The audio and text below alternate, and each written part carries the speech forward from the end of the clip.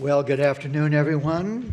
It is 10 after 1, and I will now call the order of the March 15th, St. Patrick's Day 2018 regular meeting of the City of Rancho Mirage City Council, Library and Observatory Board, Housing Authority Board, and the City Council representing the Redevelopment Successor Agency.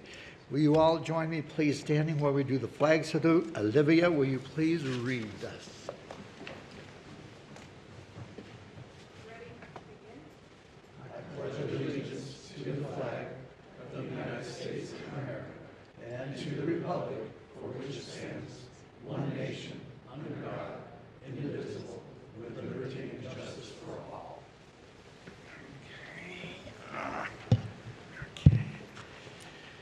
Thank you. Chrissy, may we have the roll call, please?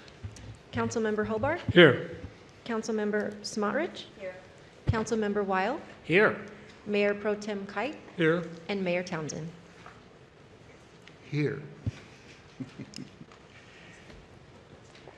Everybody's in their seats.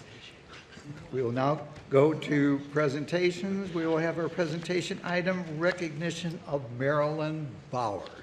And I'd like to ask Marilyn to come down and meet me at the podium, please.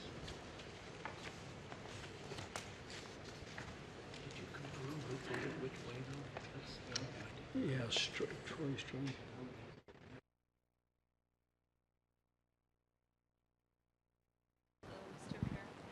how nice you look, as always.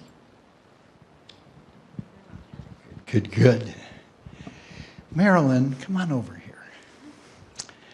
As you know, we are honoring you with having the vision of having the idea that was planted for the observatory. So we want to give you recognition with this plaque that I have over here. So if you want to come over here with me,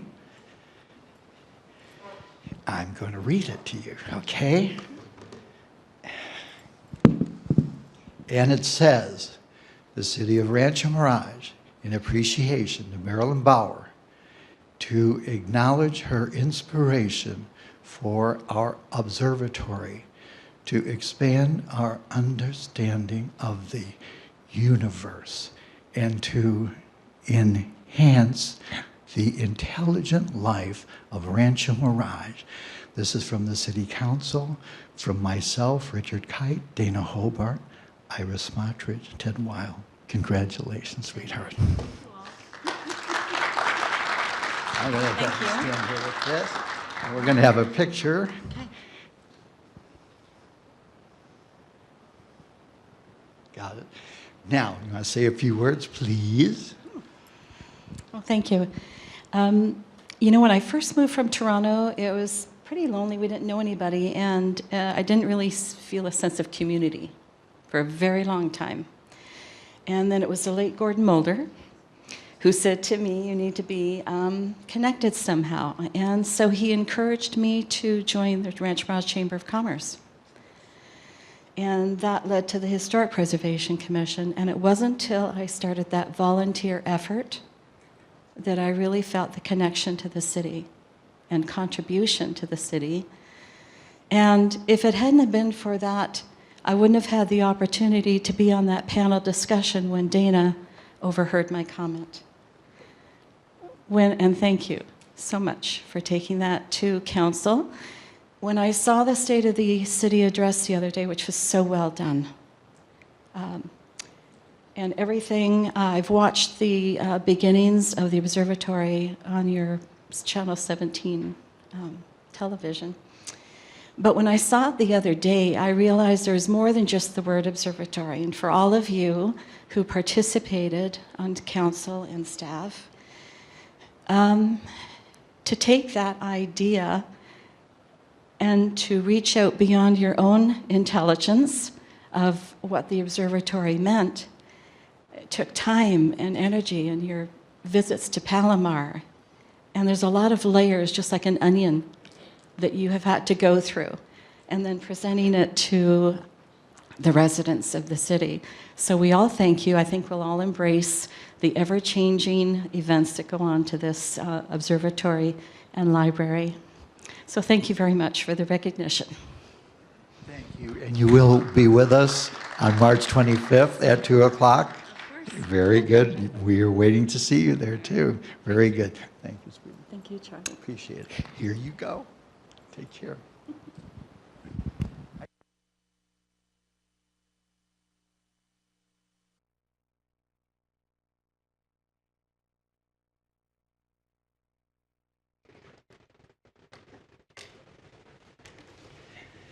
Okay, dokie.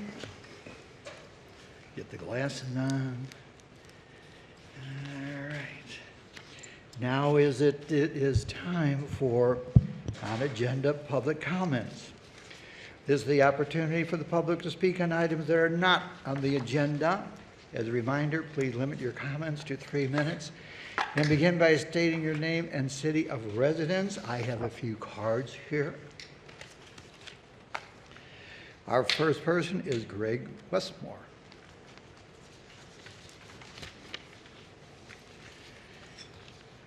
Hello, Greg. Congratulations from me too on the state of the city. Thank you. Great job. Very good. I appreciate that. At the sake of time, and I don't have much, I'm showing you a video, so I won't be able to say too much other than my whole purpose of coming was to thank you for your years of support financially through your grant program to United Cerebral Palsy. It was not because of that, maybe in spite of it, that we moved our business here to Rancho Mirage, and now I can say, I live here, I work here, and I play here. It's a wonderful city.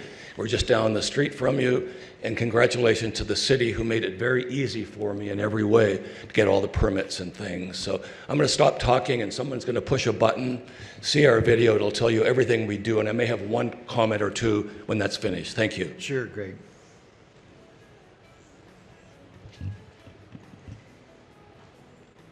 United Cerebral Palsy of the Inland Empire has been around since 1985, and some of the services it provides includes after-school programs. We have 6 after-school programs, and at each of these after-school programs, kids are given an opportunity to learn social skills, arts and crafts, wonderful activities such as yoga that we have here at the Cathedral City after-school program, independent living skills, and just how to have fun, individually and in groups. Hi, my name is Jennifer Gauchi, and I have an 11-year-old son named Ryder Maynard.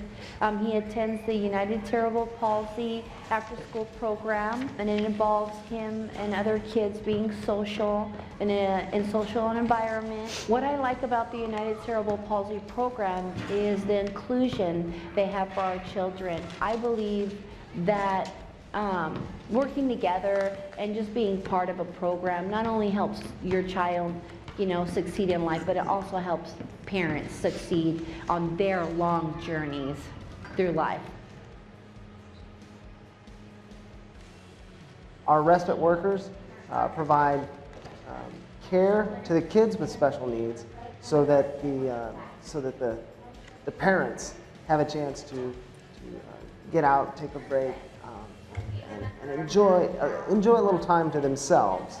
Having respite time allows me to catch up on work, allows us to catch up on work because we're self-employed. It just gives us the opportunity to do anything that I'm able to do, go to the gym, just have some me time. It's awesome. We've been using it a year, understanding the program, and having it now, I would recommend it to anyone that does qualify to use it.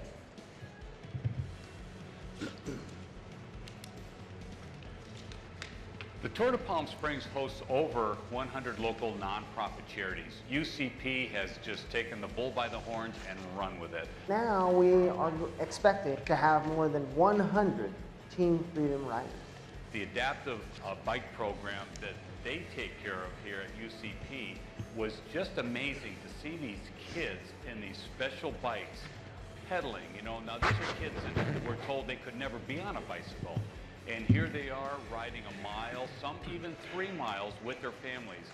It's just mind-boggling what this organization has done with the Tour de Palm Springs to achieve the goals for these kids. Just amazing. I just can't say enough about the people that give to our organization, United Cerebral Palsy of the Inland Empire, because not only does it affect so many youth throughout the Coachella Valley and Inland Empire, it helps our kids live a life without limits. And it helps them really believe that life is 10% what happens to you and 90% of how you deal with it. The way they deal with it is through the strength and support of giving folks such as yourself.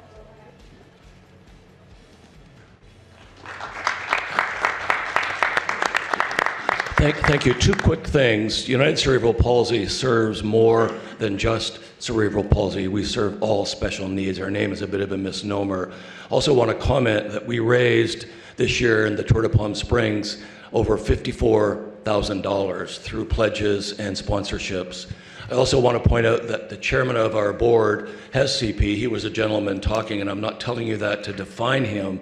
I'm telling you that because he and his girlfriend rode 25 miles on a tandem bike. Wow. Him in the back with the hand cycle, her in the front with the pedals, 25 miles. I walked a mile. Thank you, Craig. Appreciate that. Mr. Mayor, if I may say Yes, you a couple may. of things about United Cerebral Palsy. This happens to be a charity that's very near and dear to my heart. My uncle was actually the founder of United Cerebral Palsy. My aunt in 1949 gave birth to my cousin who had a brain damage that they didn't know what the cause was. She had contracted German measles during her pregnancy.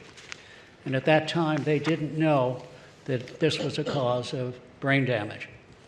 He was chairman of the board of ABC Television, and he asked Bob Hope to head a telethon to raise funds for this new malady, if you will, called cerebral palsy. And after that, Dennis James became a spokesman on various telethons. And at this time, there is a part of the medical school at Harvard that is named after him. And so much of it is attributed to the work and research that went into United Cerebral Palsy. And so my family has always been involved in this particular charitable cause. My mother was extremely active. And so, Greg, I thank you, I thank Mickey James and everyone else that has been so devoted over the years. And thank you very much. Thank you, Ted. Thank you, Mr. Mayor. Any other comments? All right, I will call up Mr. Leo Zahn, please. State your name and where you live. Hi there. Leo Zahn, Rancho Mirage resident for 7 years. There it is. I have a film, it's called Sinatra in Palm Springs. I wish I could show you the trailer, but it's 3 minutes long and it would exceed by a allowed time. It premiered during Modernism Week. It was a big success. It had 2 sold-out showings. And the movie is an official selection at many, many film festivals, both here in the U.S. as well as all over the world. The film's title should really be Sinatra in Rancho Mirage, because this was his home for more than 40 years. The Rancho Mirage compound on Wonder Palms, now Frank Sinatra Drive, was the home he called literally my heaven.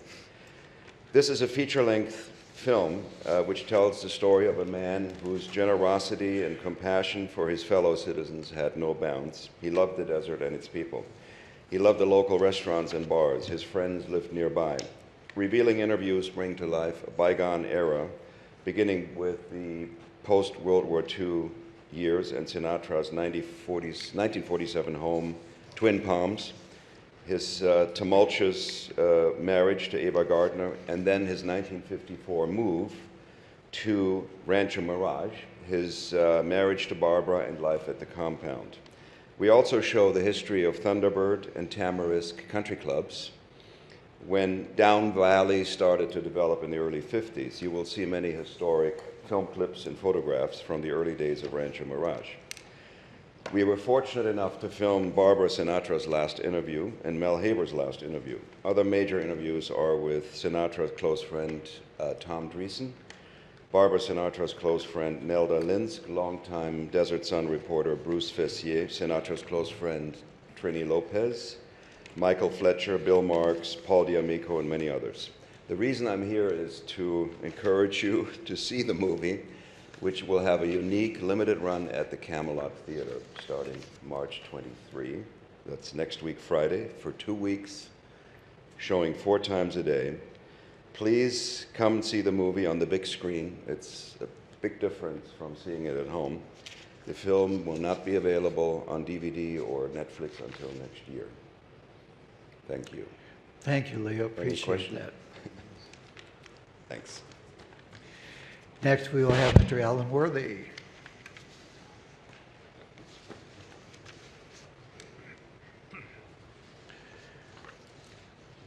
Hello, Alan.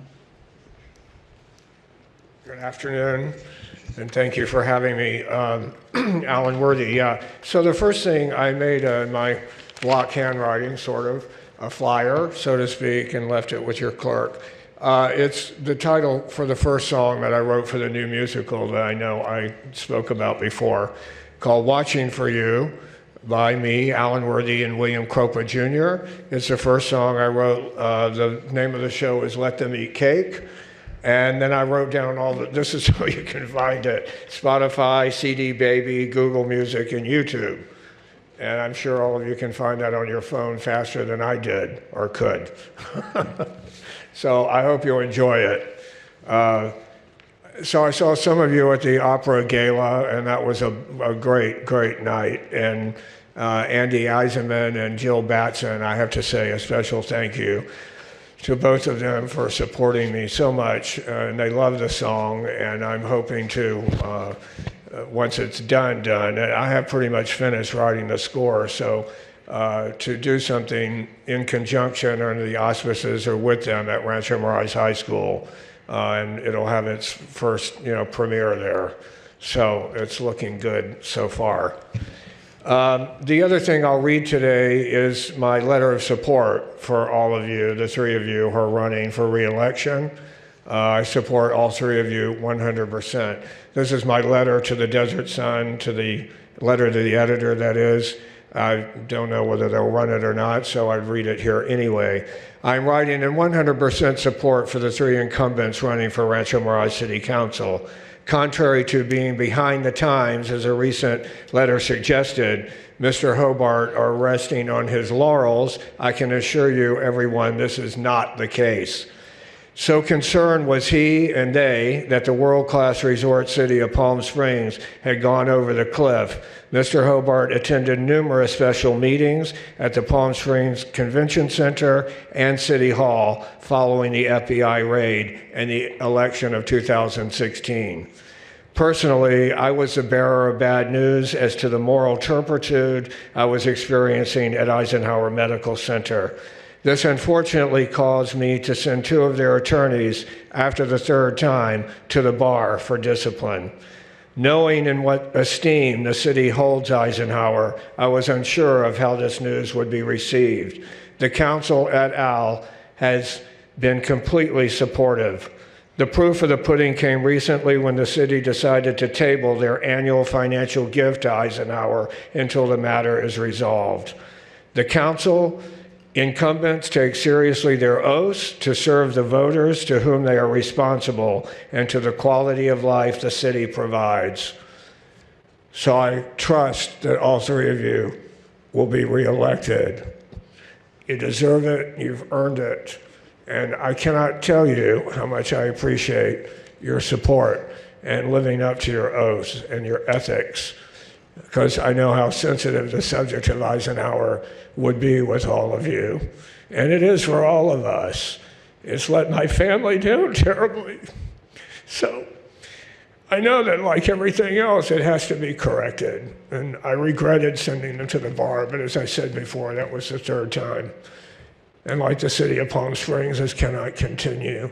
And we have to work every day and uphold our oath, and it will be taken care of. So thank you so much. And Godspeed to all of you and the 3 of you to be reelected. Thank you. Thank you, Alan. Thank you very much.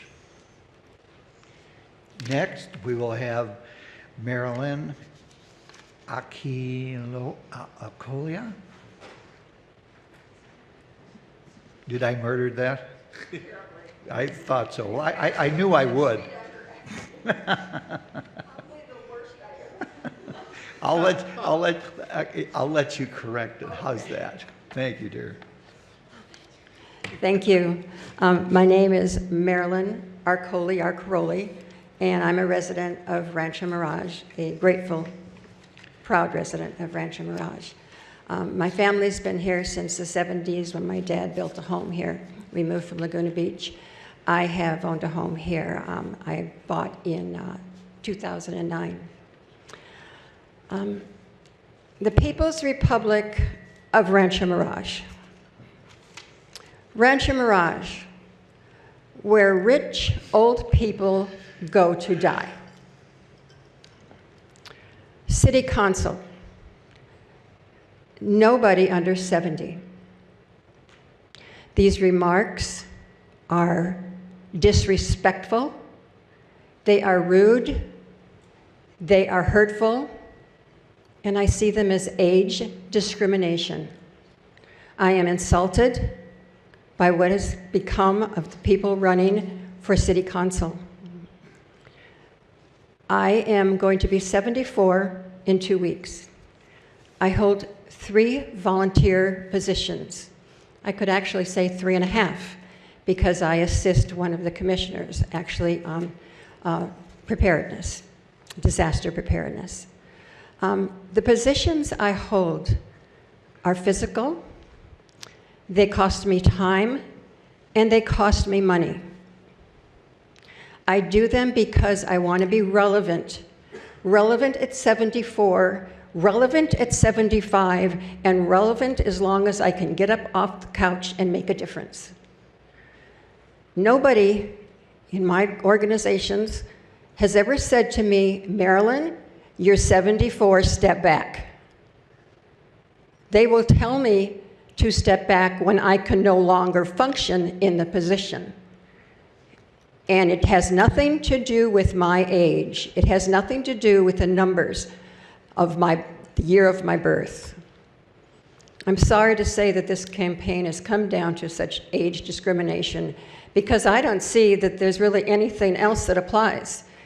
The City Council here is doing one heck of a good job, and you have put forth so much effort, and you have been so dignified during this campaign that I admire you, but I'm hurt. I'm hurt for what I've seen.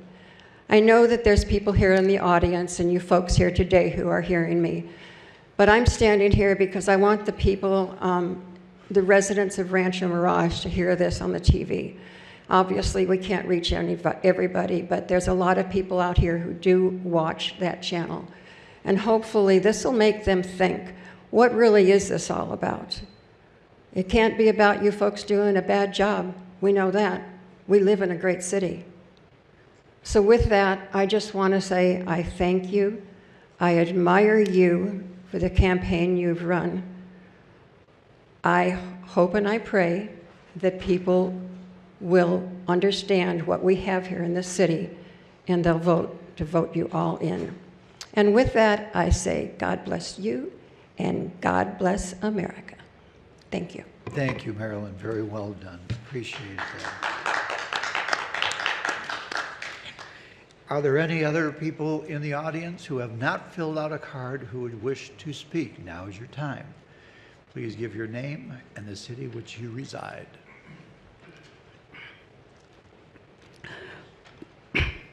Wally Melendez. And thanks for the opportunity, Mayor and City Council. Good afternoon, and good afternoon, everybody. Marilyn, I'm 73 years old, and you know what?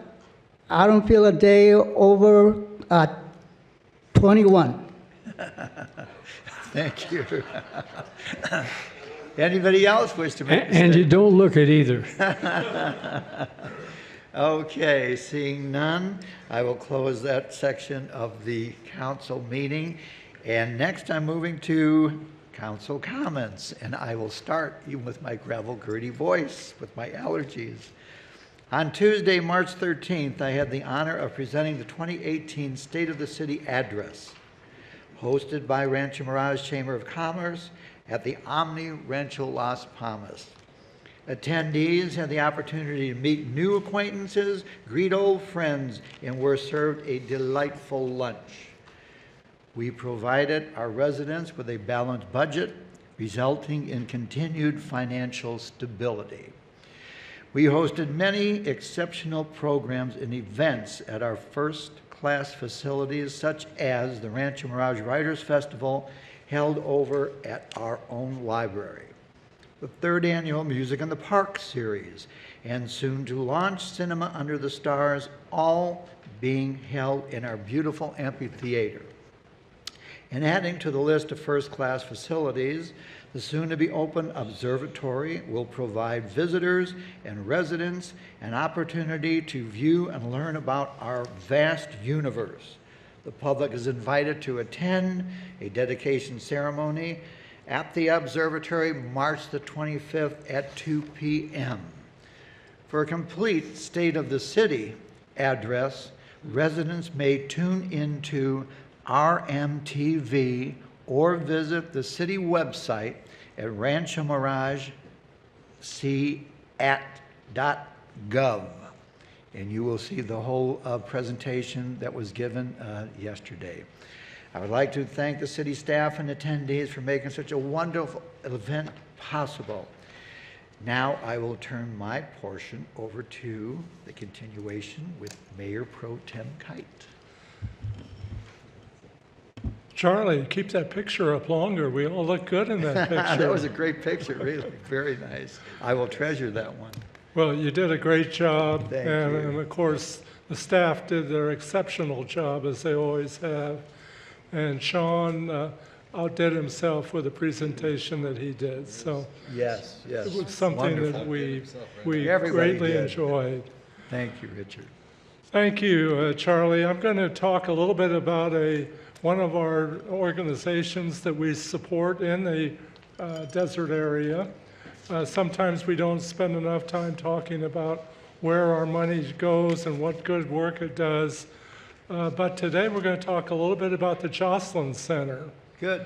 And the Jocelyn Center is a 501c3 nonprofit organization serving individuals who are 50 years older. Do we have any of those individuals here? More than 50? I don't think, I haven't seen any. So.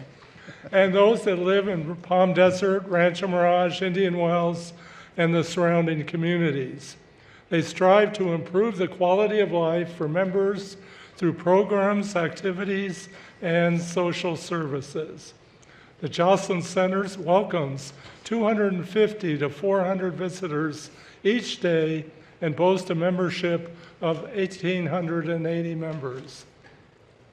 The membership fee for the Jocelyn Center is only $30 a year and offers access to free events and generous program discounts. The Jocelyn Center also provides 50 programs per week, programs such as hearing, vision, blood pressure testing, social services and referrals, and entertainment, social events, and clubs. Each year, the Jocelyn Center proudly participates in the Meals on Wheels program that serves 12,000 meals to the less fortunate, as well as over 700 pet meals for animals. The Jocelyn Center's commitment to serving its community is the cornerstone of their mission. And the city of Rancho Mirage is certainly proud to support this most caring organization. So I just have one other brief comment that I'd like to make while I've got the microphone here. This weekend is the 5th annual Rancho Mirage Artist Tour. This is an event put on by the Cultural Commission every year, and we tour many of the homes in the area that display their artwork. It starts at 8 o'clock or 10 o'clock Saturday morning right here at City Hall. We kick off the walk here, and then everybody is given a map and they can tour the rest of the city and see the great art that our residents prepare. So you get one of these artist tour lanyards to wear around your neck, and you get a map to show you how to go. And this one should be the best ever. We've expanded the number of homes and the number of artists. So that again is this Saturday at 10 a.m. here at City Hall. So hope to see you all here. Charlie? Thank you, Richard. Mr. Hobart. Thank you, Mr. Mayor. At the CVAG Executive Committee meeting of February 16th, 2018, there was an item on the agenda, a proposal to totally revamp the legal relationship between CVAG and the member cities. It was aimed at allowing the CVAG Executive Committee, which is made up of one person from each city, to allowing the CVAG Executive Committee to assume control of much of the authority belonging to the independent cities. Keep in mind that CVAG was created in 1973 by an agreement between the county and all 9 cities of the Coachella Valley. Not sure that all 9 were members at that time, but they eventually became members, including, originally, Rancho Mirage. The stated purpose of creating CVAG was, quote, to provide an agency to conduct studies and projects designed to improve and coordinate the common governmental responsibilities and services on an area-wide basis through the establishment of an association of governments. In other words, we come together, we decide what we could use some assistance and guidance in respecting common issues, and CVAG would provide us with that information.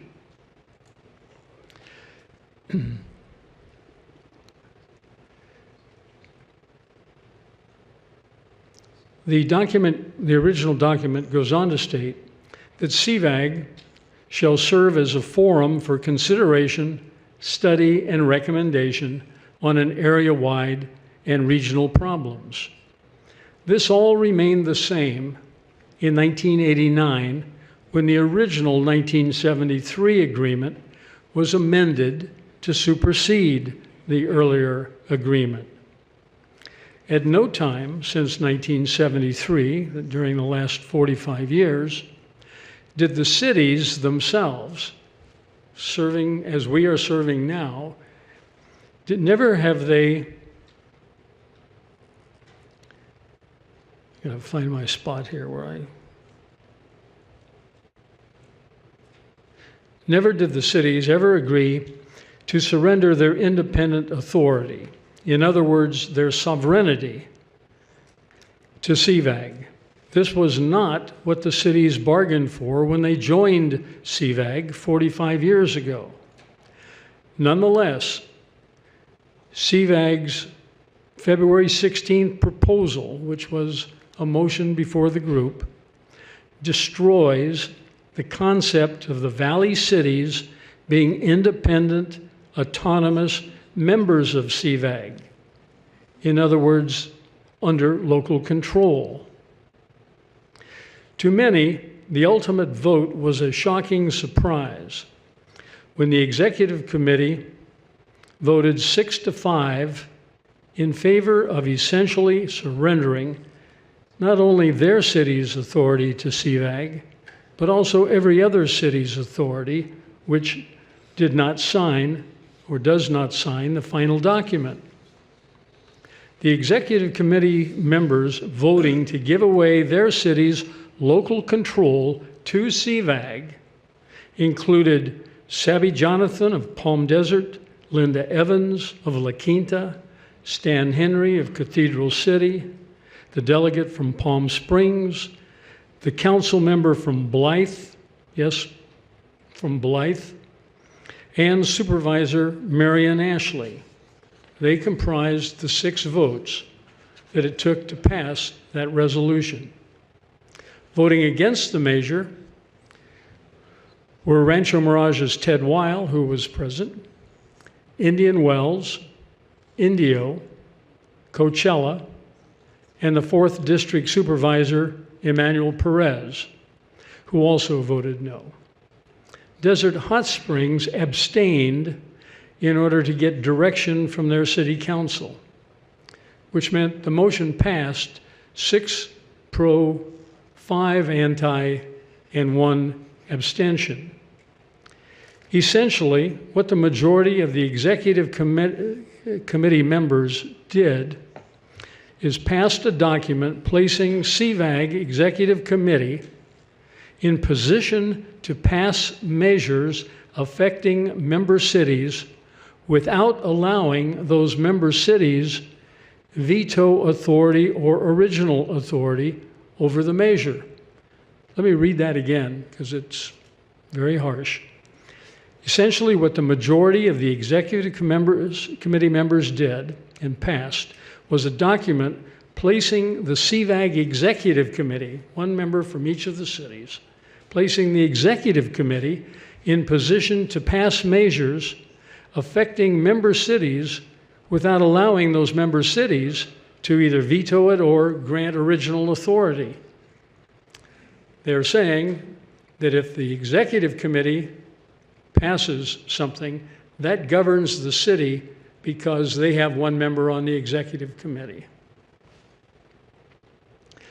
That means as few as 4 or 5 or 6 people from each separate city and county will control much of what happens in the other cities. Let me read that again. That means that as few as 5 or 6 people, each from separate cities and or the county, will control much of what happens in other cities. And those other cities could do nothing about it, no matter how pernicious the issue is to that city. This is all part of a process guided and created by supporters of CV Link to punish the city of Rancho Mirage for its steadfast opposition to CV Link. Unbelievably, if a city does not vote to surrender its power to CVAG within 90 days of the February 16th date that the motion was passed, that city would be automatically expelled from CVAG. You probably are saying, well, that's crazy. It couldn't happen. That is the motion. The consequences of being kicked out of CVAG include the likely termination of Measure A funds flowing to those cities. Let me read that again. The consequences of being kicked out of CVAG, because they, under the law of Measure A, the ordinance that was passed, they handled the distribution of funds. In consequence of being kicked out of CVAG, include the likely termination of Measure A funds flowing to those cities. Under Measure A, the division of Measure A monies is outlined with CVAG being the administrator of those funds. Let me just end by saying, imagine an organization that we created in 1973 has now found a way, or they claim to have found a way, to put themselves over and above, autonomous from, and independent from the very cities that created their existence in the first place. It is an insane situation, but it shows you of the egos out of control at CVAG. And it all began with the CV Link stuff that's been going on now for 3 years or more. There'll be more on this later. But that is bad news and sobering news. Tells you something about the other cities that would vote for this measure, but they're denying their own cities the same authority. And those who voted against it losing because the last vote to be cast by Desert Hot Springs was by Desert Hot Springs and that was by their mayor, Scott Mattis, to abstain. Instead of voting no, which would have killed the measure, 6-6 tie, he voted to abstain. Very serious matter, and a lot of portents come from that. Thank you, Mr. Mayor. Thank you, Dana. Ms. Mottridge. Thank you, Mr. Mayor. And congratulations on such a beautiful job at the luncheon the other day.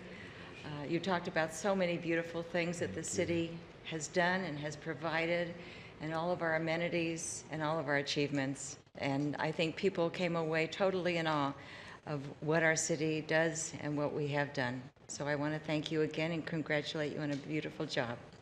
Thank you, and congratulations to the city of Rancho Mirage.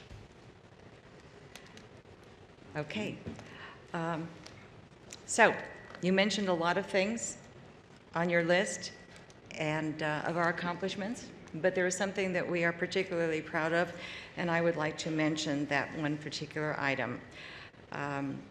It is the ability of Rancho Mirage to continually fund facilities for our homeless population in the Coachella Valley. As you have probably heard us mention on numerous occasions, Rancho Mirage had funded Roy's Resource Center for the past 10 years for a total cost of over $1 million. And we were only one of 3 cities in the Coachella Valley to fund the center over that 10-year period of time. Just in case you don't realize it, originally, all 9 cities in the Coachella Valley had agreed to fund annually $103,000, but for a variety of reasons, the other cities did not carry through with their commitment. And unfortunately, because of lack of funding, Roy's Center closed last June, and the residents needed to be relocated. CVAG contracted with the Path of Life Ministries as the Housing First model. But there was a gap of time until the Path of Life Ministries would be operational. So many of the homeless were moved to the Coachella Valley Rescue Mission. The city of Rancho Mirage acknowledged immediately the impact that this new group of people going to the rescue mission would have on the Coachella Valley Rescue Mission. So we donated $68,000 to the Coachella Valley Rescue Mission immediately, and donated another $35,000 to the Path of Life Ministries. Unfortunately, after initially being told by the Desert Healthcare District they would still match the city's $103,000, the city was later informed by the healthcare district that that was really not the case. So ultimately, it was the Desert Healthcare District's decision to not match the Rancho Mirage funding. So this was just kind of to clarify a little bit of information that has been passed around that we missed an opportunity in Rancho Mirage to get matching funds for whatever we donated, and that way everyone would know that we have never shirked our responsibilities in our funding for any of our homeless programs or any of the other programs that we have committed to fund. So thank you so much. Thank you for being a part of Rancho Mirage and Rancho Mirage viewing audience. And needless to say, any time that we can be of help to anyone in the Coachella Valley, we are always here, and we're anxious to answer your questions and help wherever we can. Thank you, and thank you, Mr. Mayor. Thank you, Iris. And thank you for clarifying and telling the truth when there is so much untruth about that subject being spread around. So that is the truth. Thank you. Thank you. Mr. Weil. Thank you, Mr. Mayor. And since so many kudos are being thrown your way, I too will congratulate you on the mayor's message. You did a great job. And, Thank you, Ted. we were all very proud of you. Thank you. Mayor Pro Tem Kite and myself met a week ago with the representatives of the river. We discussed a number of topics. It has been a very good season for the restaurants and the movie theater so far. The owners are currently having new custom pumps built to replace the inoperable ones located along Highway 111. And they're looking at adding new features that will basically have additional fountains in the water. The water, the river itself, will have to be drained for a reasonably short period of time while the construction work goes on. But it's still a terrific place and one of the most enjoyable places in Rancho Mirage. The landscaping has been suffering from the beetle infestation that is plaguing the valley by killing mesquite trees. The owners will be seeking to replace species that are not susceptible to the beetle for areas missing trees and or other infested areas. They're very conscientious about this. They recognize the river as one of the show places of our city, and they will make certain that it's restored to its former beauty. The lighting, in addition, the motion sensor lights that are under the solar covered parking area have been adjusted to go to dim rather than to be shut off. I know that my wife and I had walked after being at a restaurant under the parking, and of course the motion lights came on and it felt very comfortable. The additional lights have been added near the Cheesecake Factory, and string lighting is over the walkway corridor at the present time. Medici Napoleano restaurant, pizza, will be opening in the next 8 weeks in the former Baja Fresh space. It's a typical style pizza and other Italian cuisine. Excellent reputation, again, when you add to the other restaurants in the river. There is no question the river is a entertainment center, and it's one of the key attractions.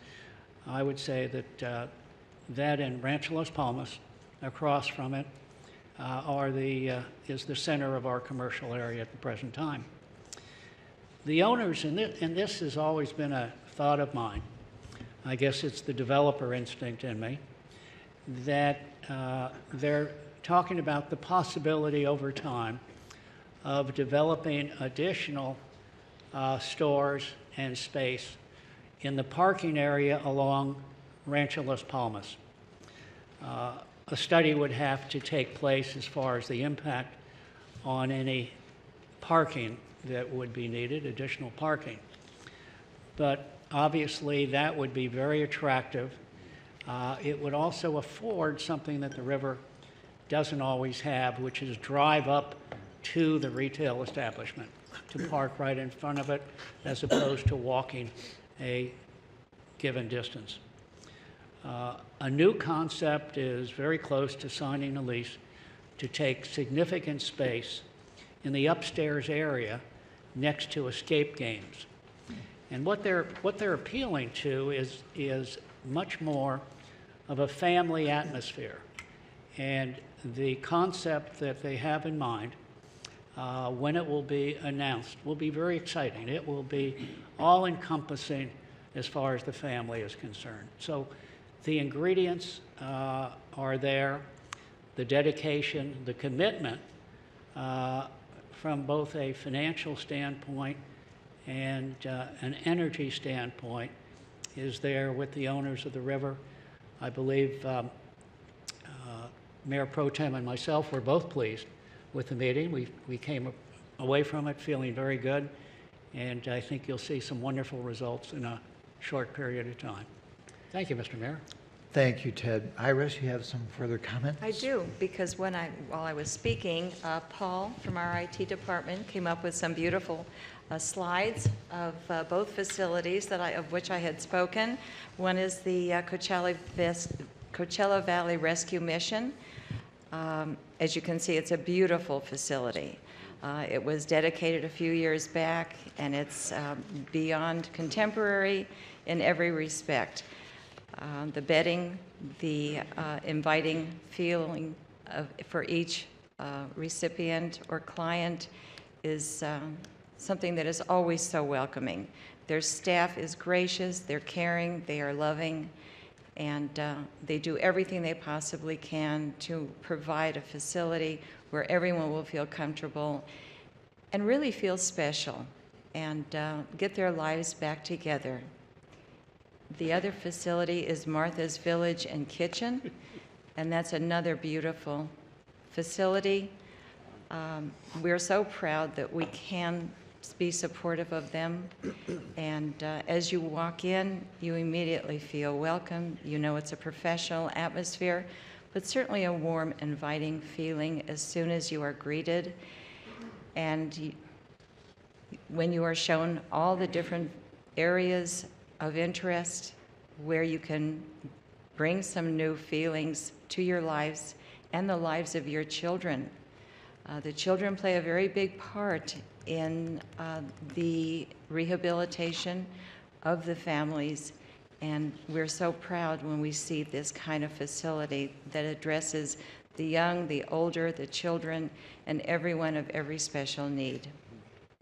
Thank you so much, Paul. Yes, you may, Dana. I would like to correct my remarks. I've been informed by the city attorney that the reason that Mayor Mattis of Desert Hot Springs abstained was that he, under their rules, had to return to the council for approval of voting one way or the other. Is that correct, Steve? Steve?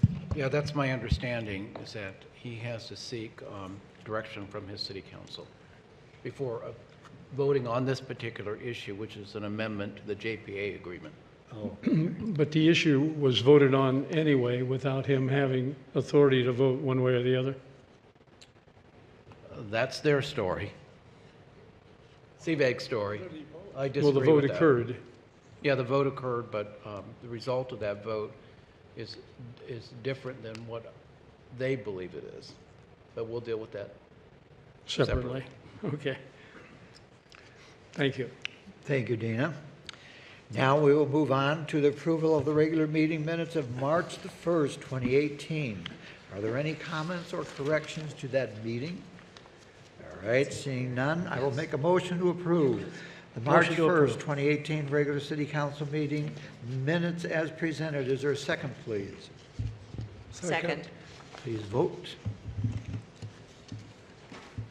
Motion passes 5-0. Thank you, Chris. I'm going to turn this over to Mr. Randy Binder, our city manager. Randy, will you please introduce the consent items? And here he goes. Certainly, Mr. Mayor. Good afternoon, members of the City Council.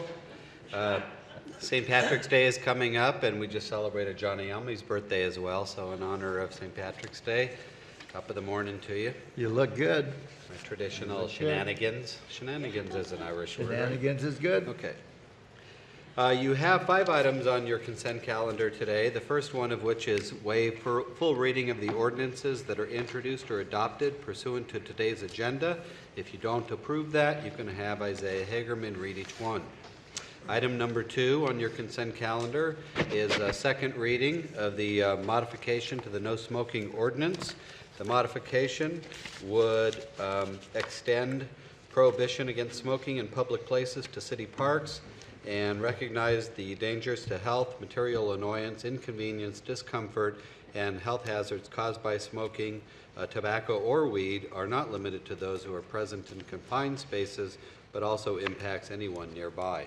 At second reading, if that's approved, goes into effect in 30 days. Okay. Item number 3 on your consent calendar is a list of annual summary actions by 10 of your commissions.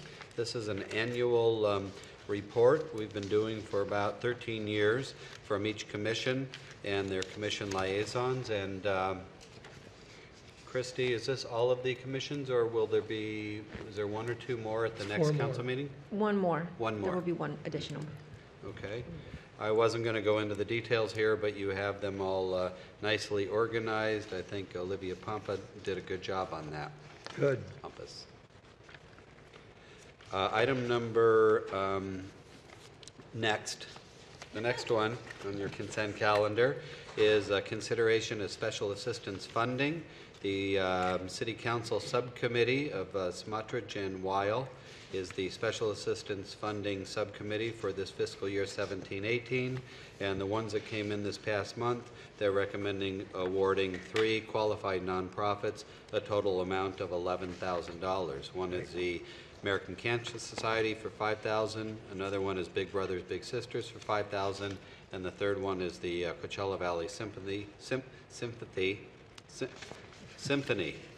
It's the green hat. I've been It's the taking green lessons hat. from the mayor. It's the green hat.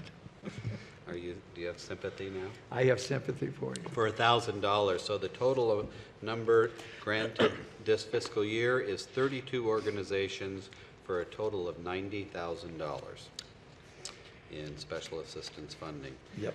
And then, Mr. Mayor, item number 5, the last one in your consent calendar, is approval of demands, which are the checks the city cuts to a wide variety of service providers in the city that keep the economy humming. We're here to answer any questions. Thank you. Thank you very much, Randy. Are there any comments from the public or council on any of the consent items? Charlie, just Yes, one sir. comment in regard to the various commissions that did a great job this year. There's over almost 100 people, I think, that volunteer. But it's almost time for new applications, so as we get into the end of this year and the beginning of next, it's good that people, if they're interested in contacting the city clerk, find out exactly what commissions are available and get their applications in at that time. Very So we good. Can they also go online, Richard? And Pardon see, me? Can they go online and see that listed? I think they can. Good, yes, good, good. yeah. Very good. So it would be worthwhile for all those individuals that want to get involved with the city, that they look at the opportunities available in the various commissions. And one day you can yourself sit up here saying that I really did a job for the city. You know what? And that's where it really starts, to go on those commissions and learn how it all works. That's Thank right. you. Thank you. Okay, I will make a motion to approve the consent calendar as presented. Is there a second? Second. Please vote. Motion passes 5-0. Thank you, Chrissy. Next is the report and informational items. First is an update on RMEA by Isaiah Hagerman, Director of Administrative Services. Isaiah. Thank you, Mr. Mayor and members of the City Council. As we continue our public outreach on the Rancho Mirage Energy Authority, we have just completed the next step in that outreach process, which is a short video. So we plan to post this video on RMTV, on the city's website, and on the Rancho Mirage Energy Authority's website as another platform that we can educate people about this program. So Paul, can we go ahead and play that video?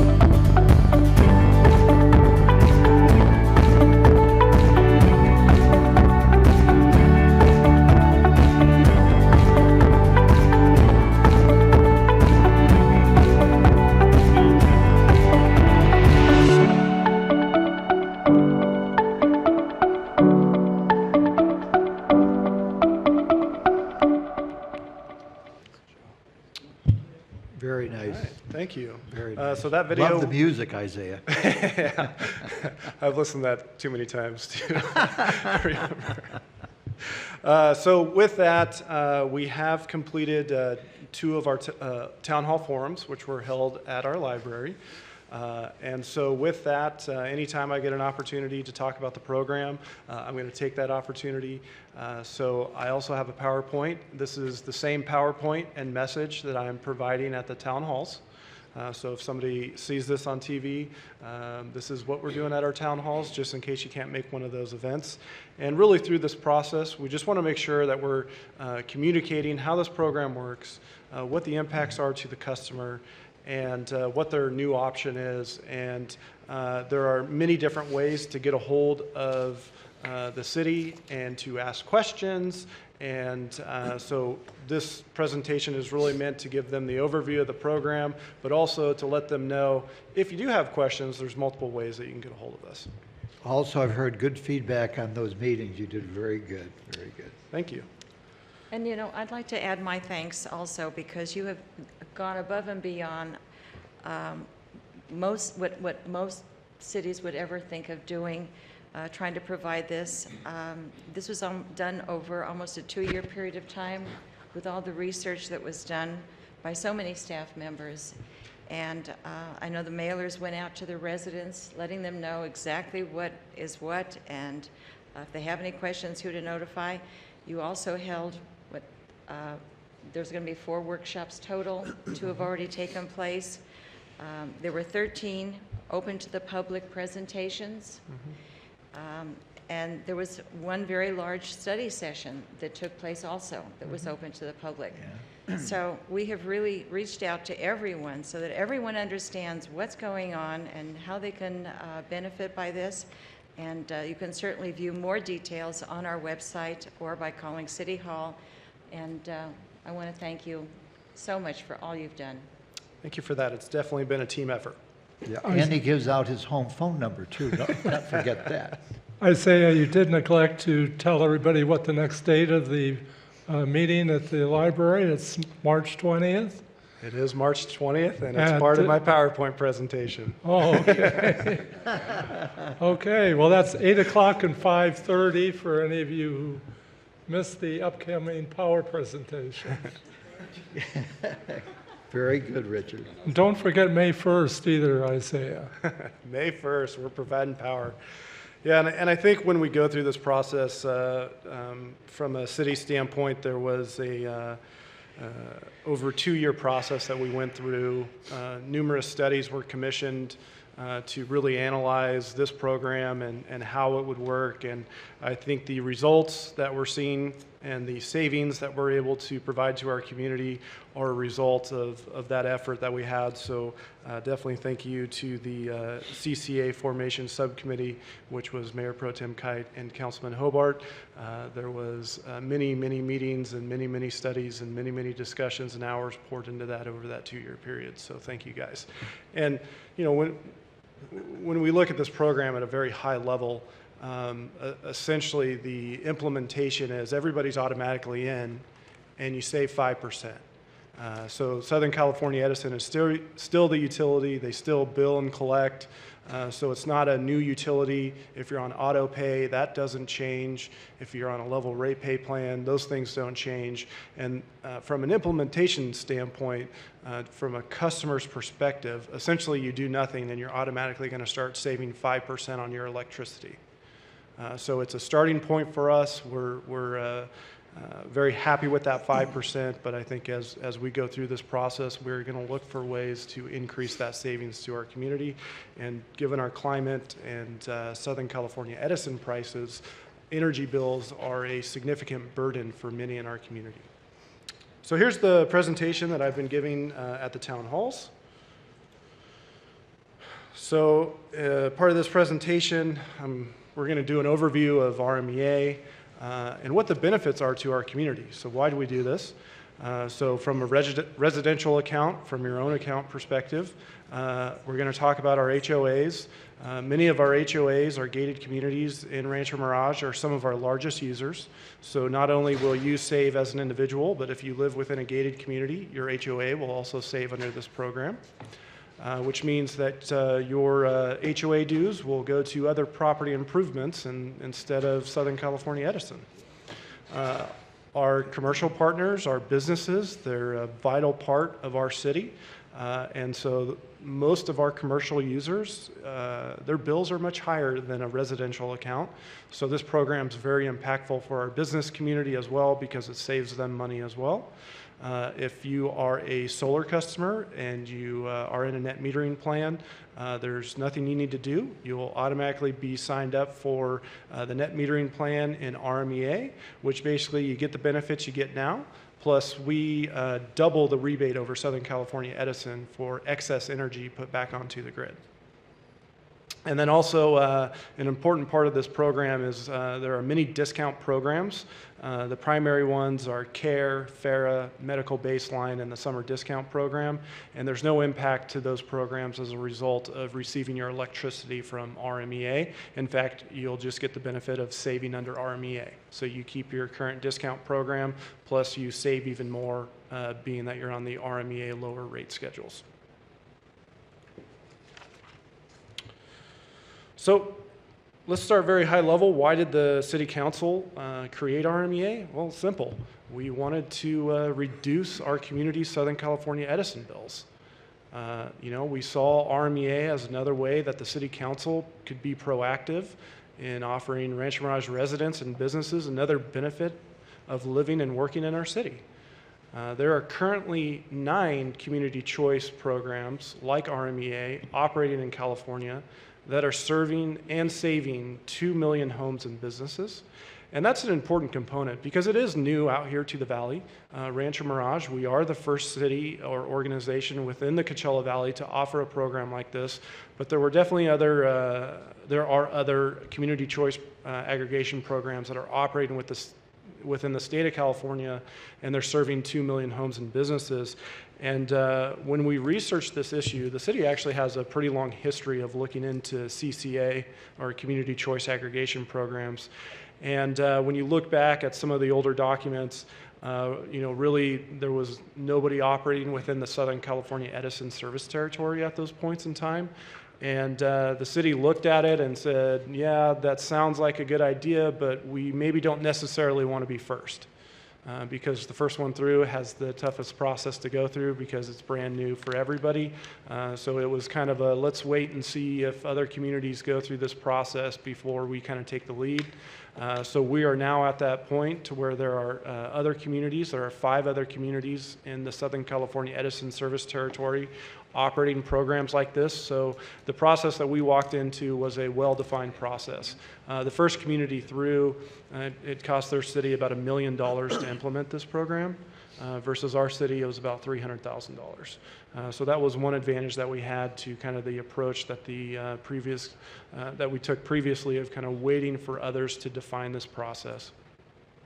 Throughout this process, we've been studying this current RMEA since March of 2016. During the course of that period, we've had 15 open public meetings where we've discussed this program, and then there's also been numerous reports in the newspaper and media. So how does RMEA work? Well, it's overseen by the Rancho Mirage City Council. And simply what we do is we purchase power directly from power providers. We pay consultants for compliance functions, and then we set electricity rates based on our costs. So the electricity that we procure for our community is delivered through the Southern California Edison poles and wires. And the electricity that we are procuring is a cleaner product than Southern California Edison, and it's also cheaper. So we simply take our lower rate schedule and we put it onto the Edison bill. So Southern California Edison is still the utility. They're going to continue to bill and collect from customers. They just used our lower rate schedule on your bill, and that's how we save you money. which is currently at 5% for our community. And this last point, you're going to hear me say a couple times through the presentation, there are no hidden fees or costs that will lower your 5% savings. So that 5% savings is after all costs of the program. Our community, our residents, our Southern California Edison customers that default into this program will save 5% on their electricity usage.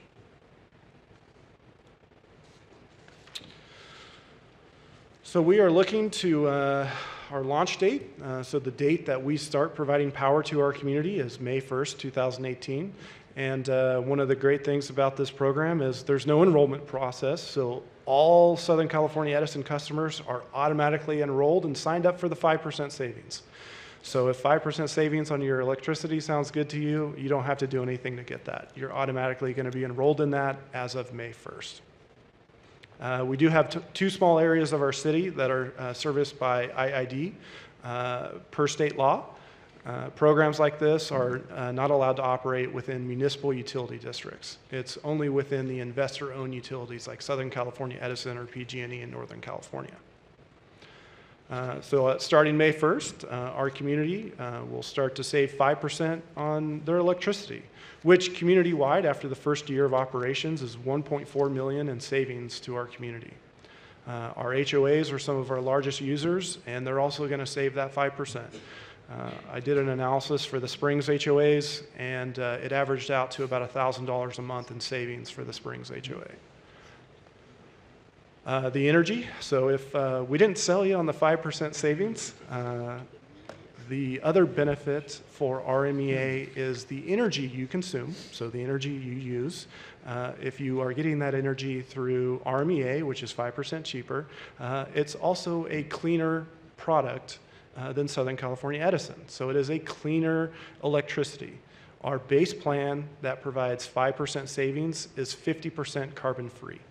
That's good. That's 35% renewable and 15% large electric hydro. So it is a cleaner and better for the environment product at a 5% discount. At the end of the day, RMEA is a choice. It's not a mandate. So any customer that doesn't want to join the program for any reason has the ability to opt out of the program, and they can stay on the higher rate schedule of Southern California Edison. And then one of the other aspects that we were pretty excited about during the program is we recognize that there are some in our community that will want to take the extra step and maybe choose to do a 100% renewable plan for their usage. So during the course of this program, that is an option that our customers have. So there's two things that require action in the setup of this program. The first one is if you want to get out and stay with Southern California Edison, that takes action. You have to opt out. The second is if you want to opt up to a 100% renewable option for an incremental increase, you have to take action to do that. Other than that, all customers will default into the 5% savings, and if they're a solar customer or a net metering customer, take no action and you're automatically signed up for the double rebate that our program offers.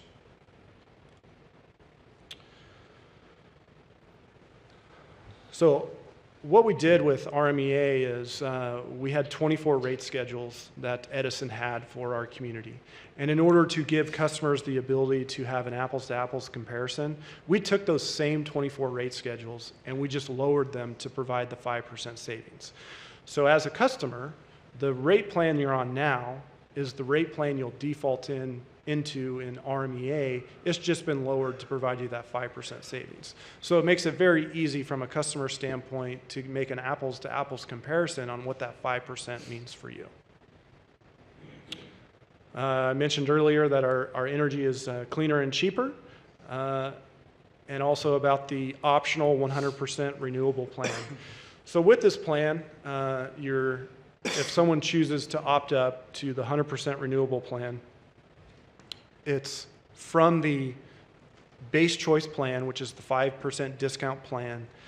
If you join the optional 100% renewable rate plan, we add 0.4 cents per kilowatt hour to that rate. So for our average residential customer, they use about 1,100 kilowatts of power per month. So if the average customer was to opt up to this 100% renewable plan, that would be a financial impact of about $4.40 a month to have the satisfaction of knowing that 100% of your energy is coming from renewable resources.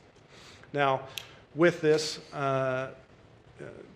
when you look at other community choice aggregation programs that have started, we definitely price this plan aggressively compared to the other programs, which means it's very low in comparison to other programs. And simply, we wanted to make it a realistic option for people.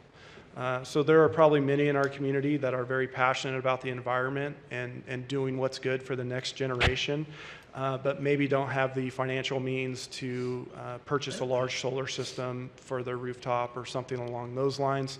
So this is another option that our community will have for those customers that want to choose to do this. Mentioned earlier, the solar net metering program.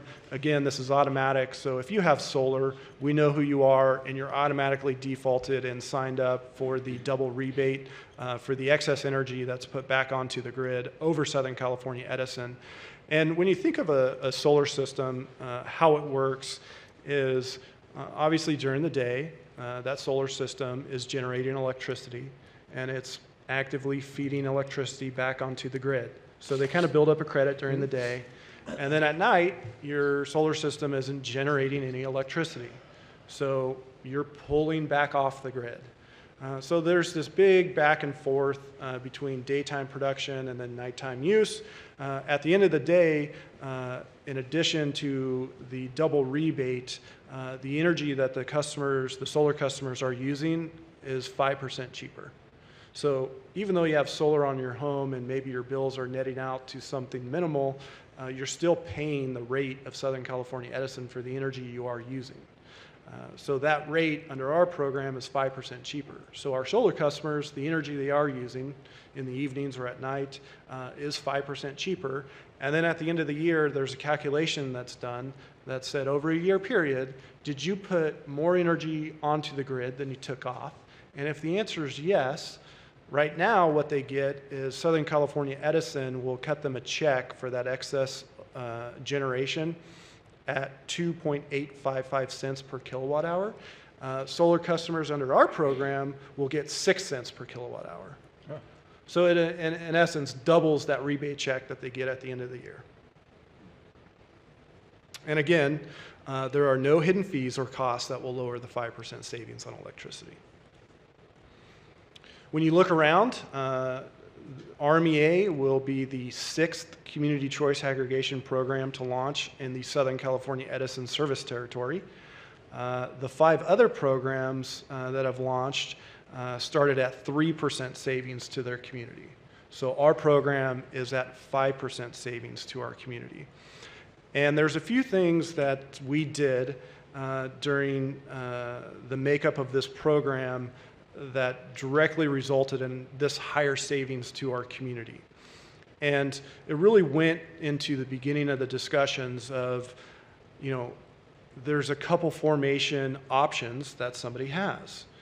We recognized right away the benefit of running a local program for Rancho Mirage specifically that we could tailor to our community that would be overseen by the city council, which means the city council, who our community directly elects, so you have the biggest voice with your local government, is making the decisions on what costs are going to flow into your rate structure and what costs aren't. Versus the other option for formation of a CCA is your typical joint powers authority format. So that's where a few governments get together and they send one representative to this bigger board, and then that board makes the decision that impacts this very broad, wide service area. It's in essence creates another level of government above the local city that carries its own administration and overhead and costs because you form a new government to just run this process. So early on, the City Council recognized the benefit of running a local program that we could tailor to our community and then also have the local control over the cost that would get charged to every single one of our residents and businesses. So one of the biggest differences between our program, the Rancho Mirage Energy Authority, compared to other programs is only direct charges of the program are being charged into the program. So that means that there are no salaries and benefits of city employees being allocated into this program, or another way to say that is salaries and benefits are not being charged to your meter. So through your electricity rate that you're paying, you are not paying for any salaries and benefits of city employees. There's also no overhead allocations from the city. So what many of these programs do is they take a look at it, and many cities need revenue for their general funds. Obviously, the city of Rancho Mirage has been managed well financially, and they see these programs as a way to shift some costs over from their general fund into your meter. And there's a nexus for that. It's not illegal, but it is also optional. It's not required. So many of these programs take the approach to say, hey, city employees run this program, so I'm going to take some percentage of their salaries and benefits and I'm going to charge it into the meters in my community. Or the program's run out of City Hall, we have overhead on City Hall, let's charge some of that overhead into our meters, thereby now the general fund doesn't pay for that, the community pays for that via their meters. Well, that was one decision that this city council said, no way, that doesn't make sense. This is a standalone program. We don't need to turn our community's meters into a revenue generator for our city. So that is one aspect of why we were able to launch a program at higher savings compared to other programs that have launched before. And again, it goes back to, if you get on a large JPA board, you're just one small vote in a very large service area, and most cities that run these programs will not make that decision.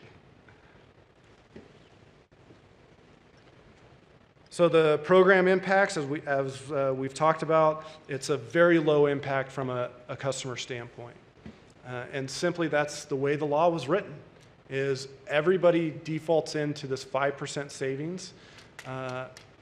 And if you want to get out and stay at higher rates, you can take action to do that. You can opt out. But the way the program works is all eligible accounts are automatically enrolled and signed up. You don't have to do anything to get this 5% savings. The other aspect of this program is the discount programs. And many of these discount programs are income-based eligibility. So they're designed for low-income families or individuals, and it provides them a further discount on their bill. And so the primary one in our community is the CARE program, but also we have FARA, Medical Baseline, and a summer discount program. And the great thing about RMEA is customers that are receiving those discount programs, they keep that discount, and then they save even more under our program. And I've had the opportunity to probably talk to close to 100 residents about this program, and a few people that are directly on the CARE program.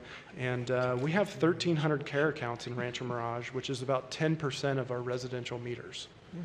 So very significant component of our residential meters, they're on the CARE discount. And I've spoken to a few members that are on this CARE program, and this is a very powerful program for the CARE customers, and that's really the customer base that needs it the most. So one of the aspects of this program that I just think is fantastic is it really does help those receiving these discount programs, and it helps them even further, and they're the ones that are really going to benefit from this program even more, and they need it the most. So when you look at a program, you know, someone could look at it and say, oh, it's only 5%. You know, that really doesn't equate to very much money for me. I haven't heard that comment yet from anyone in a CARE program discount. They've all thanked the city for taking on this program, and it directly means a lot to them. and a lot of them told me stories about their usage and how they watch it, and it is a significant burden on them because of our climate. So this program, which I'm going to talk about on the next slide, really benefits the care customers as well. So as I mentioned before, if you're a solar customer, you don't have to do anything. You're automatically going to be signed up for that double rebate for energy put back onto the grid. And Southern California Edison is still a utility, and they will continue to maintain the poles and wires, smart meters, all equipment. They're going to open and close accounts. They manage power outages. They're going to continue to perform the monthly billing and the collection of your payments. So like many of us, if you're on an auto pay with Southern California Edison, that doesn't change. If you're on a level rate pay plan where you even out your summer bills versus your winter bills, that doesn't change. In fact, as of May 1st, Southern California Edison will actually go back and recalculate those level rate pay plans based on our lower rates. So most people should start to see the savings immediately. There are no hidden fees or costs that will lower the 5% savings to our customers. So when we were going through this process, we spent a lot of time talking about the formation, but essentially, and I'm not going to spend too much time here, we recognize right off the bat the benefit of doing a local program, which is overseen by the City Council, which means the City Council, who is directly elected by the people that are directly impacted by this program, are making the decisions. They're in our community, they're part of our community. So we recognize the benefit of doing a local program that we could tailor to our community.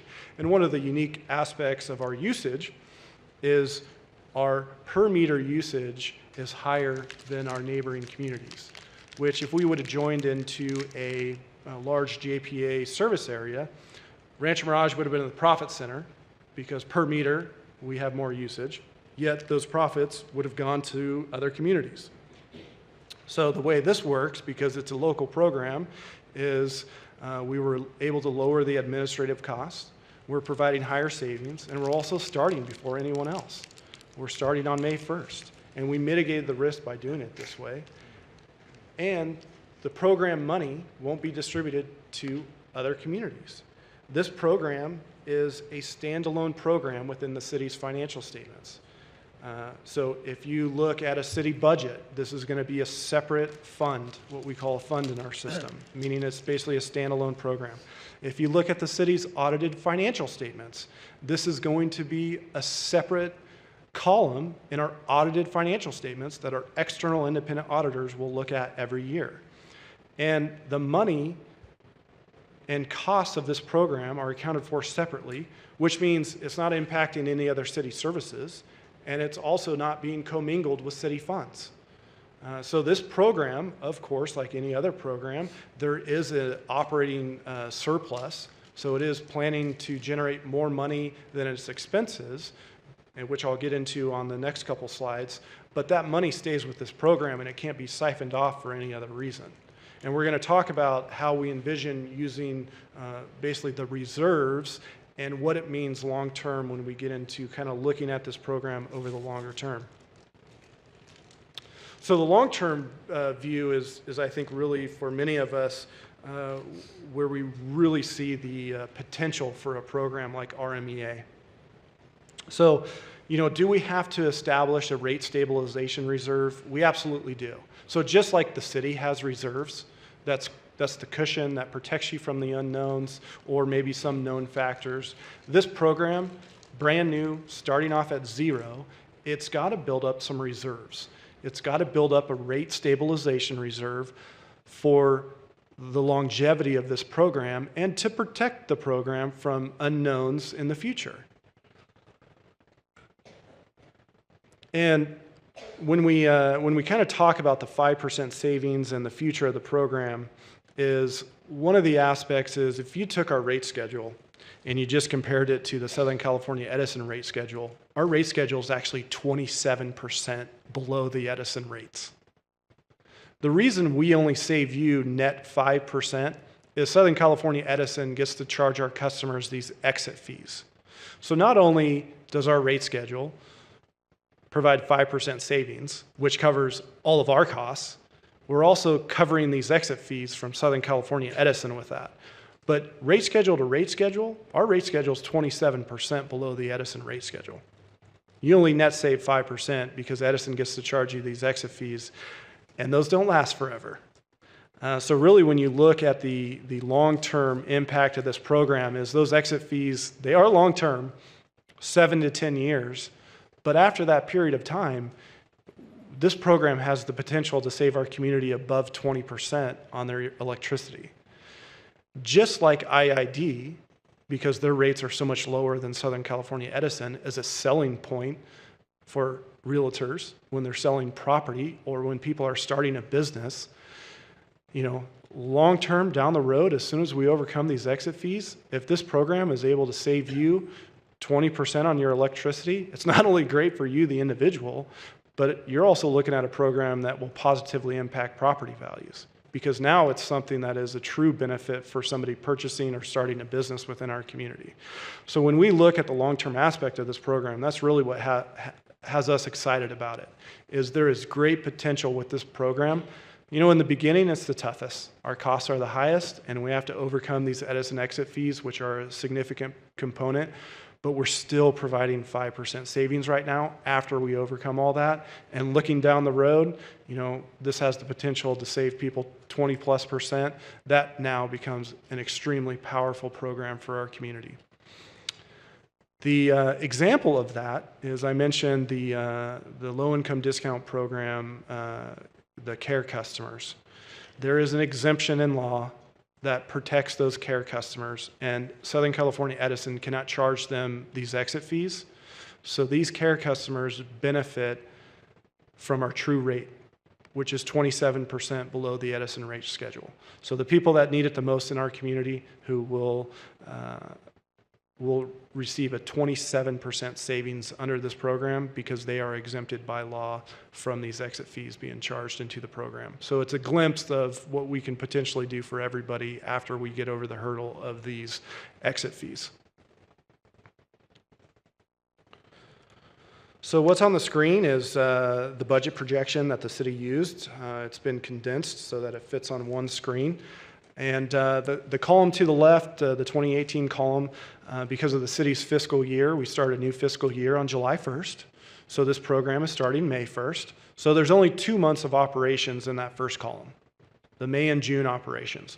So if you really want to look at a complete annual picture of what this program looks like, you look at the 2019 column. That is a complete full year of operations. So the revenue is projected to be about $15.8 million. What is that revenue? Well, that's the rate schedule everyone's paying under our program. That's the rate schedule that saves you 5%. That's the money coming in from when you pay your electric bill. The cost of our program, well, our most significant cost is the power we're providing to our customers. So we go out and we purchase power directly from power providers, and that power is supplied to our customers. So that power supply is about $13.4 million. There's been a lot of talk about the professional services that we have under this program, and these are the specialized consultants that run the program. So we definitely have aspects of this program, just like with any city project or program. There's some specialized activities that you go out to the private sector and you hire their expertise because that's what they do for a living. I can tell you that nobody here at the city has ever purchased power before. So we have to hire the experts that have done this sort of thing before so that our program can be successful. We have some mandatory compliance costs. We're putting in an allocation or an estimate for uncollectible accounts. So there are some people out there that don't pay their bills. And then we have some other minor expenses for things like websites and mailers and things like that. So at the end of the day, we're projecting a total cost or total expense of the program of about $14.5 million, which gives us an operating margin of about $1.3 million. That $1.3 million is going into a rate stabilization reserve. As I mentioned earlier, this program is a standalone program. It doesn't get commingled with anything else. So it's accounted for separately in the city's financial statements, and any operating margin from this program stays with this program. What you begin to do over time is as you build up that rate stabilization reserve, and once you get that cushion, just like the city has cushion in its reserves, you begin to have the ability to pass that operating margin back to the customer in the form of increased savings. So after we've operated for a couple years and we've got some sort of cushion built up in this program to protect it for the long term against unknowns, you can take a look and say, you know what, we've done a good job over the last couple years. Our rate stabilization reserve has a couple $1 million in it. We think that's sufficient for right now. So maybe instead of having an operating margin of 1.3 million, maybe we decide to lower that by 800,000. And we take that 800,000 and we lower our rate structure, which would provide even more savings to the customer. Well, when we lower the rate schedule, we're going to get less money from you. So that's going to lower our revenue number. So by lowering the revenue number, our costs are going to stay the same. But over time, you begin to have the ability to increase the savings and plan for the unknown. So in one of the town halls, I got asked the question, is the 5% guaranteed? And my response to that was, well, no, it's not guaranteed. It's guaranteed until 2019 because we know the rates that we're competing against. But in 2019, the Southern California Edison is going to refresh their rate structure, and we're going to know what we're competing against at that point. So as an example, I said the savings goal is 5%. Do we all think that we're going to be able to maintain that 5% savings? Absolutely, but I can't guarantee it because I don't know what's going to happen in 2019 with the Southern California Edison rate schedules. But let's just say in 2019, Edison came out and said, we're lowering our rates 5%. Well, the city and RMEA would have to react to that. Otherwise, we'd be at rate parity with the utility. So we would have to lower our rates 5% to still provide you, the customer, that 5% savings. So what would that do? That would eat into this operating margin because we're going to lower that revenue number on the screen.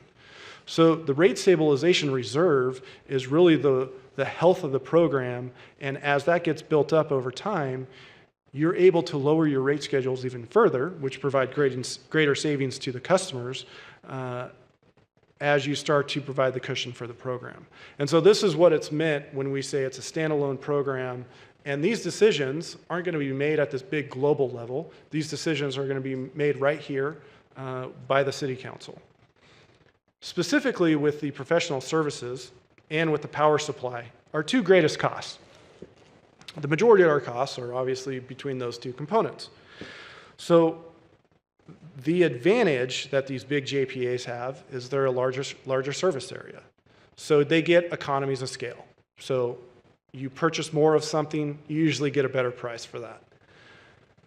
So these big JPAs, when they purchase power or hire consultants, they're doing it for many communities, 3 or 4 communities, and that's the one advantage of a JPA, is you get some economies of scale.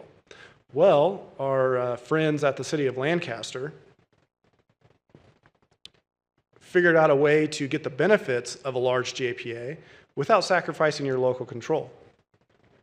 So they started a program where independent CCAs, like RMEA, who kind of had the same mindset, is all CCAs have 2 things in common. We purchase power and we have to pay consultants. After that, every decision should be unique to the community because every community is different, and the people that know that community the best are the City Council. So what they did is, instead of requiring everybody to join a JPA, they said, hey, let's just do these 2 functions together. We need to purchase power and we need to pay consultants. So the City of Rancho Mirage, we are a standalone program. Every decision is made by the City Council. When it came time to purchase our power and pay these consultants, we joined with the City of Lancaster and their independent program, Pico Rivera, their independent program, San Jacinto, they're an independent program. All 4 of our communities got together and said, here's the power and here's the consulting work.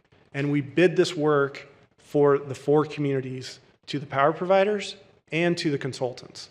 So that $900,000 and the power supply costs, we in essence got the benefit of being a much larger service area, so that economies of scale, that discounted pricing for a bigger service area, without giving up the local control over our program. And the way that this works is they act almost like an investment advisor. So just like an investment advisor will come to the city and say, okay, here's the policy you've established. This is the type of investments you allow, you don't allow. We're recommending you do this investment. City Council, do you want to do that? Yes or no?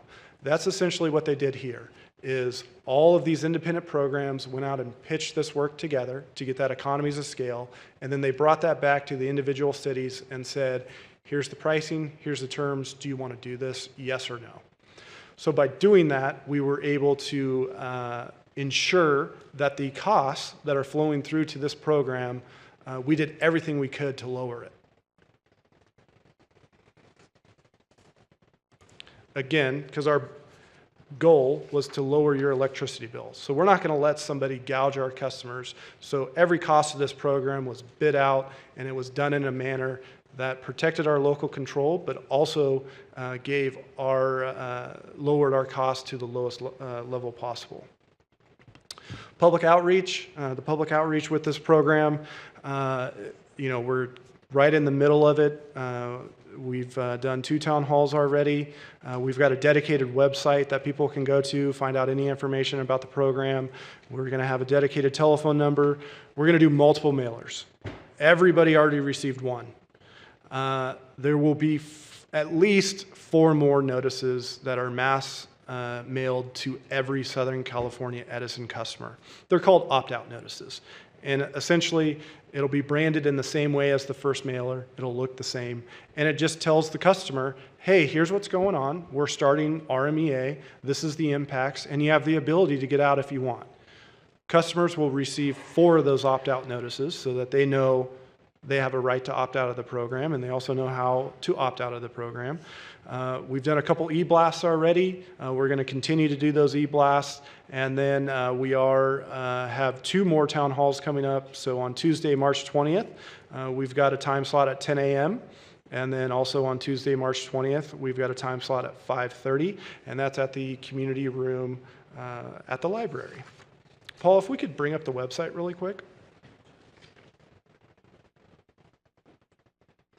Great. So this is the Rancho Mirage Energy Authority website. If you are used to going to the city website, you can also go to the city website and you'll see our big old logo all over the city website. And if you click on the logo, it'll automatically take you to the Energy Authority website. But on this website, we have more information than you'd probably ever want to know about the program. And it's just another way that we can communicate with people. And what I want to show you is if you scroll down to the very bottom of the website, if a great way, not just in this beginning phase, but as the program develops, a great way to stay in touch with the program is through our emails. So the e-blasts that we do. So they're not only important right now for the outreach and the education component of this program, but also in the operations. So once we start operating, that's an easy way for us to communicate with people. So if you come to the website down here at the bottom, you can just simply insert your email address and you can subscribe to the mailing list for RMEA, and you'll get all of our information via e-blasts. You know, if you wanted to come in and find out more information about each of the options that we have here, you can come here and learn about the programs. You can opt out on the website. You can opt up on the website. If you have questions, hey, what's the rate schedule look like? So as I mentioned, we took the same rate schedule that Southern California Edison has. We just lowered it to provide you the 5% savings. So you can go to this rate schedule on our website, go to your bill.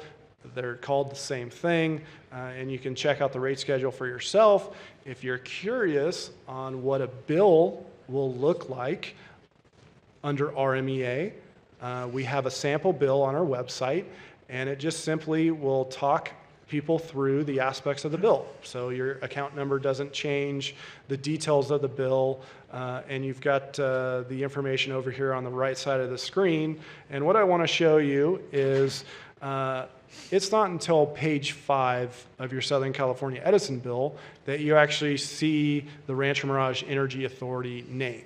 So this is the component of the bill that we are taking over. this is our rate schedule. So the energy that you are using, this is where you will see our rate schedule. And if anyone opts out of the program, this is simply going to stay the Edison rate schedule. So we just take our lower rate schedule and throw it on your Edison bill, which is how you save 5% under the program. You can find out, there's frequently asked questions, kind of what are the benefits. You know, you can say, hey, what's the leadership of RMEA? We talk about how RMEA is overseen by the City Council. We have a document library that we're starting to build. So what you can see on here is some of the formation documents, and then also you have the ability, this is the first mailer that everybody got. So as we continue to send out mailers about this program, we're going to load them on the website so that somebody can access them. And then another important component of the website is if you go to Contact Us, if you have a question, you can come right here. You can email info@ranchomirageenergy.org, and someone will respond to your question. And then also, if you don't want to do it that way, you can also scroll to the bottom of the homepage, and you can give us your information, and you can submit your inquiry right here on the website, and that will come to us, and we'll be able to get back to you. In addition, you can also call City Hall, and we would be happy to talk through any aspect of the program with you. So as we go through this, all right, we're done. There will be multiple mailers, websites, videos. There will not be one person that doesn't hear about this program or the impacts of this program by the time that we are done. And we are very excited about it. This is a very dynamic program for our community. We are able to directly save our community money at very low impact to the customer. So just as if it would be very popular if we walked around and handed out $100 bills, that's essentially what we're doing through this program. We're lowering your costs, and you will directly save as a result of it. With that, that is my informational update, and I would be happy to answer any questions. I just have one question, is why do we deny robots the right to update? It's so that we don't get spammed. Isaiah, that is the most unbelievable rollout I think that has ever been presented on any subject anywhere. The thought and the dedication, and you have covered so much. It's amazing, totally amazing. Really, congratulations to you and everybody that worked with you on that. Thank you. Really, unbelievable. Now, if you're not too tired, we're going to roll into number 7. Richard. I say a great job, but next time you only get 3 minutes. That's what the video's for. The video does that in 2 minutes, and I just took a very long time. Yes, yeah, my God, it's just unbelievable, really. What a great program. And it's very interesting to hear as we go out and about, people who will look and nitpick or look at something that is wrong, and they just can't find it. And you have really covered everything with that. Can I make the motion to receive and file a informational update? You may. Consider it made. Please vote. Second.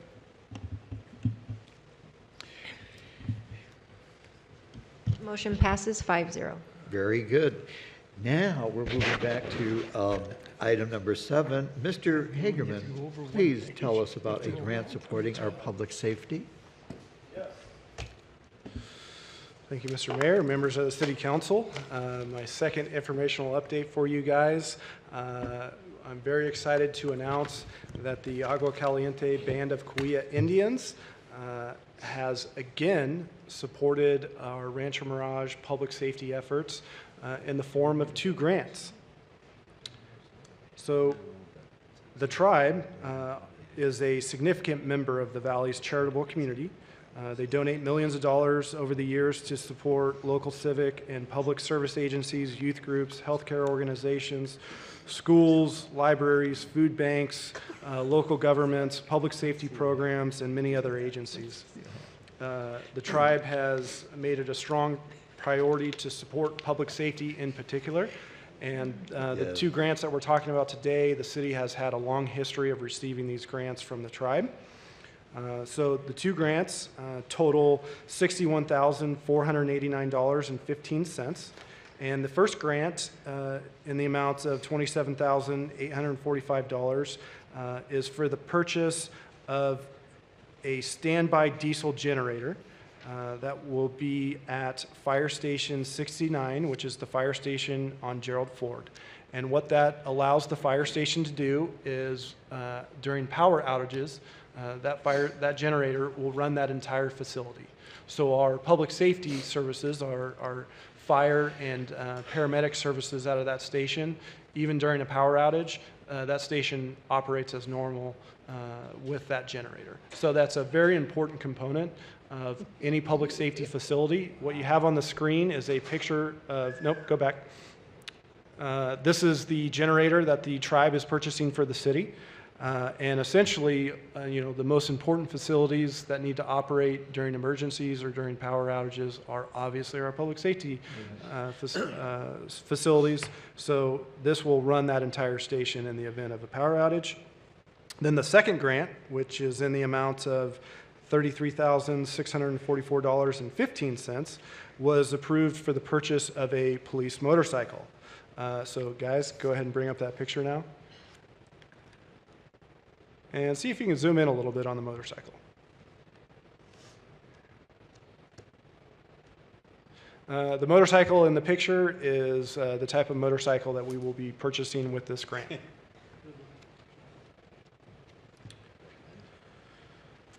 So this is just an informational update, but as part of this process, I really wanted to express the city's appreciation for the tribe and their continued support of our public safety here in Rancho Mirage specifically. As I mentioned, we've gotten these grants every year now for probably in excess of 10 years. And what it allows us to do is, as any government, our #1 priority is public safety. And it's been great to have another government partner in the tribe that really supports our effort here in Rancho Mirage to make sure that we provide the best in public safety to our community. And so what many people maybe don't realize is in addition to these grants, the tribe entered into a voluntary agreement to provide an in lieu public safety fee from the casino. And that provides direct support to our police and fire in about a $500,000 range annually to our city. And they did that voluntarily. So the tribe is an independent, sovereign government. They self-govern, just as the city does. And we have a fantastic relationship with them, a government-to-government relationship with them. And these two grants are just one small component of everything that they do to support the city. And so really thank you to the tribe and to their wonderful staff. It's a very unique and great relationship to have with the tribe. Thank you, Isaiah. This is a receive and file, so we don't have to vote on this. And we will now move on to number 8, which is the public hearings. This item is historical home designation. Bud Kopp, planning manager, will present the staff report. Hi, Bud. Thank you, Mr. Mayor, and good afternoon. I feel like I'm the halftime show during the Isaiah meeting here. And also, let's see, although my hat isn't quite as flashy as the city manager's. Oh, my God. Very It good. is historic, somewhat. It says Playground of the Presidents on it. I'm not sure where I got it, but it happened to be in my office good. one day.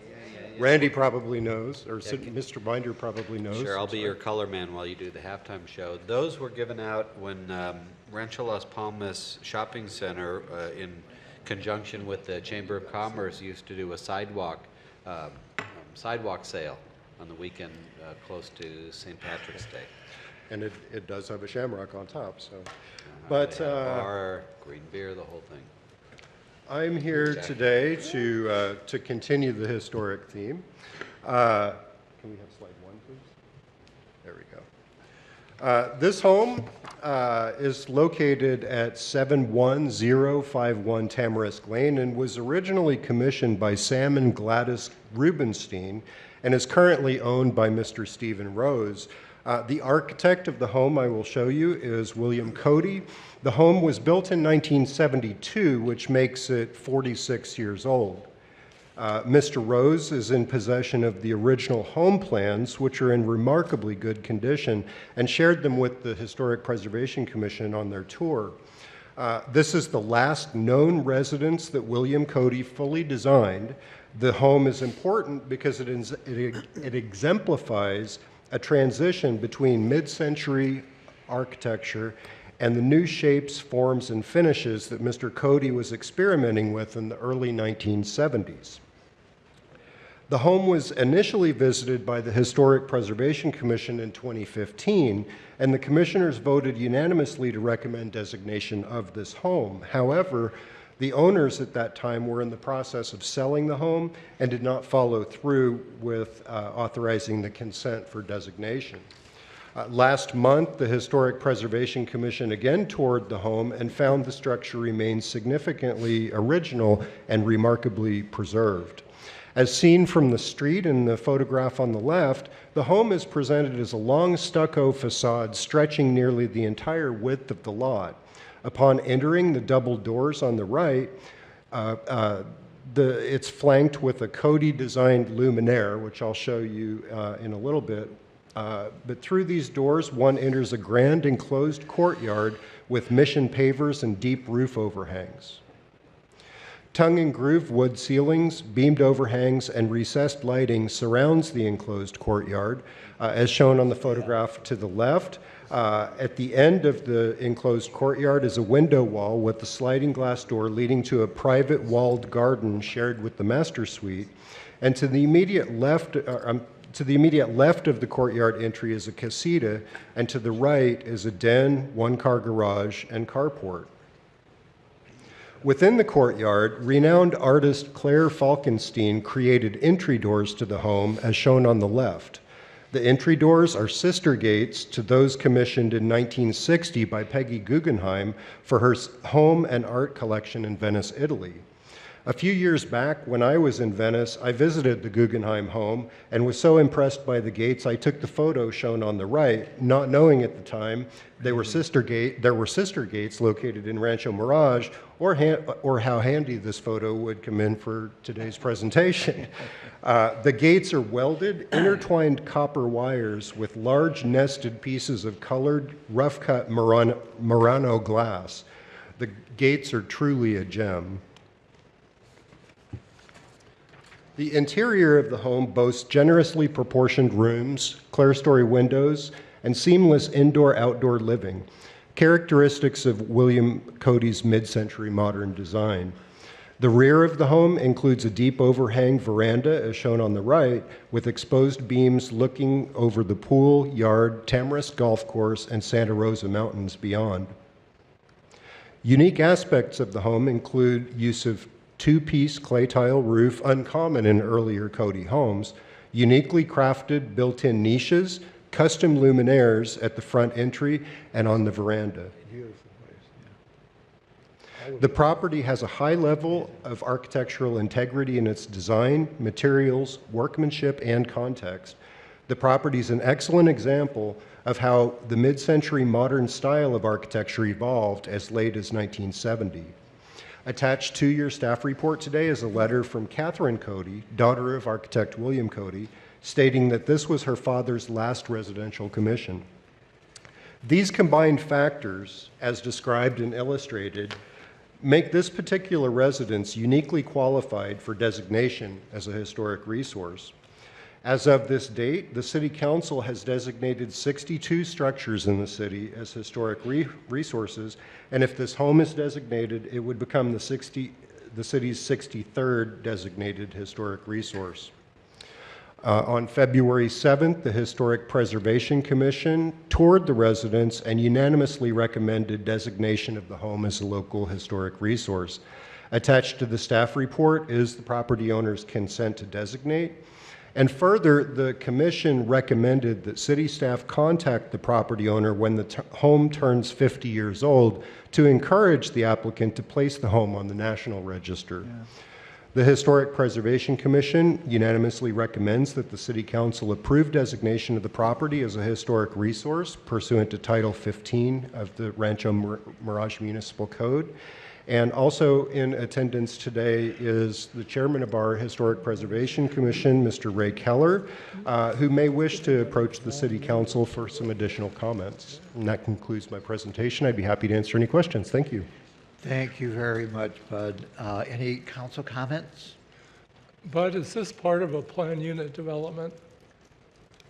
No, this home it's on Tamarisk. It's not gated, but it does back onto the Tamarisk Golf Course.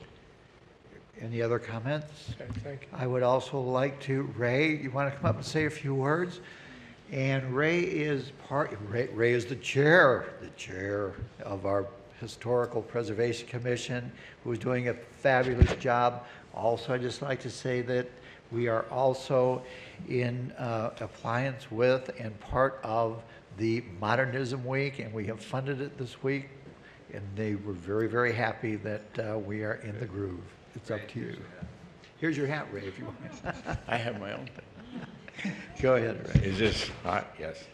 I just wanted to take a moment to say, as a commissioner of the Historic Preservation Commission and chair, we were very proud, and I am proud to support the endorsement of this really wonderful house. It's truly an exemplary example of mid-century modern architecture, and is, as Bud mentioned, by William Cody, the architect, who's really one of our iconic local area architects.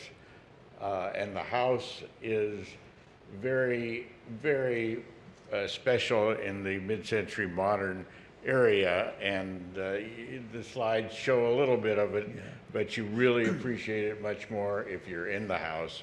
It's a large house, and is similar to others that we have by other of our iconic architects who did, you know, maybe some of the houses on a smaller scale, like Wexler and Cody, we're talking about Cody, and Harrison, and Bill Kreisel, and so on and so forth. And the significance here is, like we were talking, I'm old enough to be around when these things were being designed and built and participated in that culture.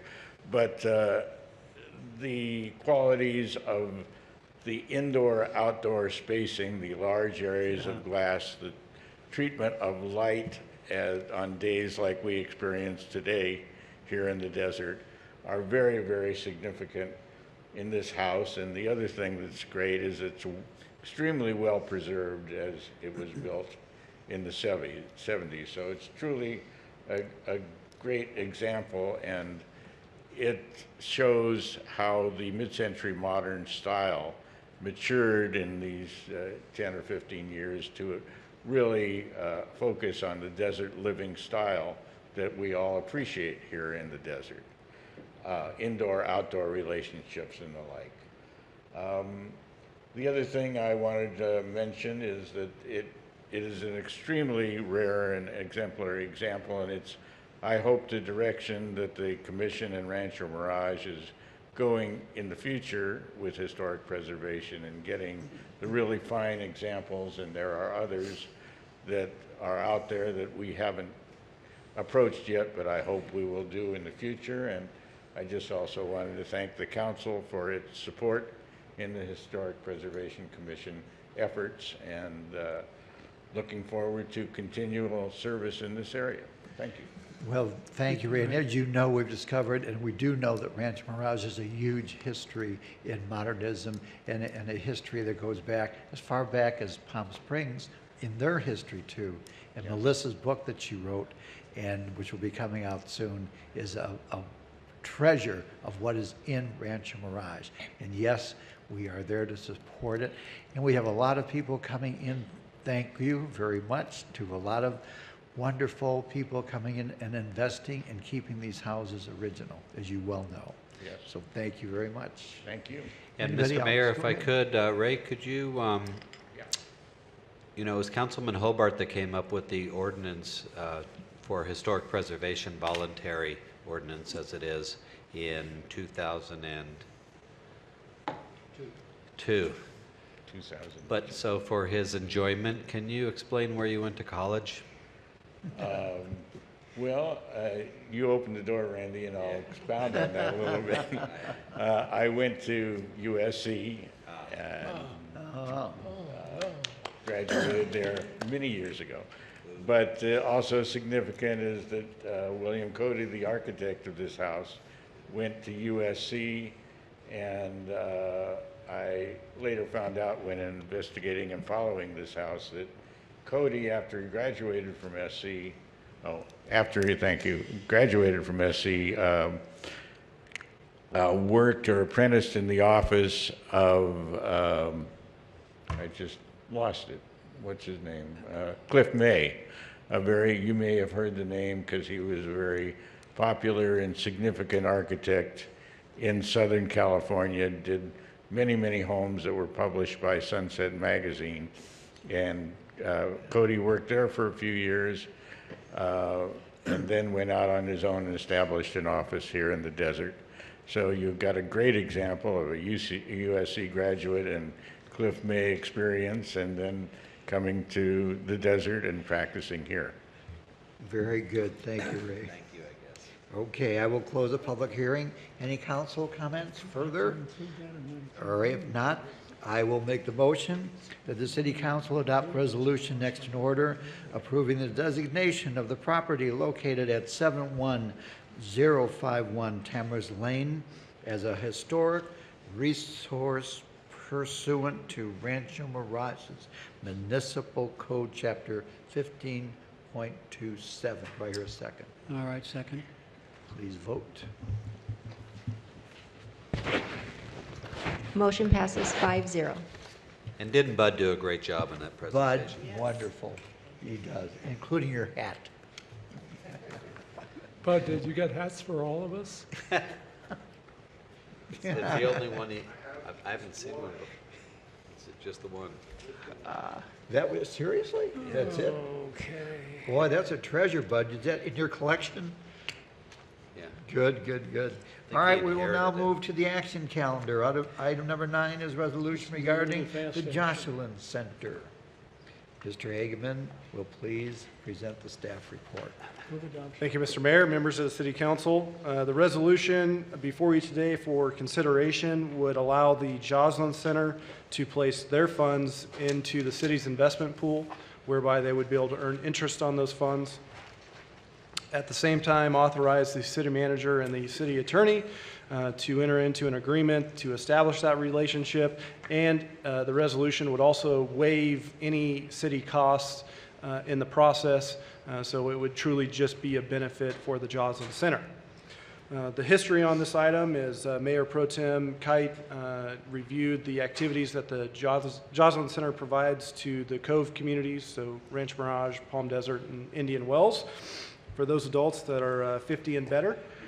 And 2 board members, Ms. Wilson, board president, and Mr. Kaufman, the treasurer of the Jocelyn board, approached the 3 cities. They were doing a review of really how they manage their investments, how the Jocelyn Center manages their investments, and they were really seeking advice from the 3 cities just to make sure that they were current with best practices. So during those conversations, city staff did meet with the board members, and the city attorney was also there for a few of those meetings. And so the end result, besides some little minor tweaks and changes, is the difficulty that the Jocelyn Center was encountering is they're a relatively small portfolio. And being that that organization has a lot of volunteers and they try to keep their costs low, the fees that they were paying for their investment of their portfolio were really high because they're such a small portfolio.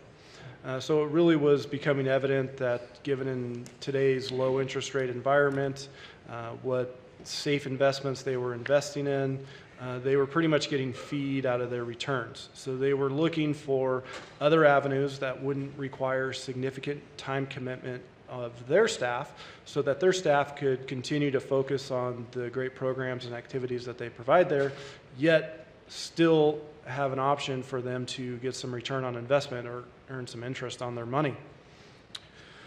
So during the course of these meetings, one of the things that we identified is just like the city uses LAIF, Local Agency Investment Fund, that is a pool of money that many organizations put money into. And the benefit is you still earn some interest on your money, yet it's completely liquid. So you can have it the next day if you need it for operations. So rather than keeping those funds in your checking account where you're going to earn nothing, the city takes our money that we need for liquidity, we put it in LAIF, and we're going to earn a rate of return on that money because many organizations put their money into this pool. So really the option of LAIF was not available to the Joslin Center, but in talking to them, and kind of realizing that they couldn't take advantage of LAIF, we wanted to offer the city's pool like we would use LAIF. So the advantage for the Joslin Center of being able to invest in the city's pool is, one, they're going to earn interest. So they're going to earn interest at the same rate that city funds are earning interest. In addition, it's completely liquid. So they could have it for their operations.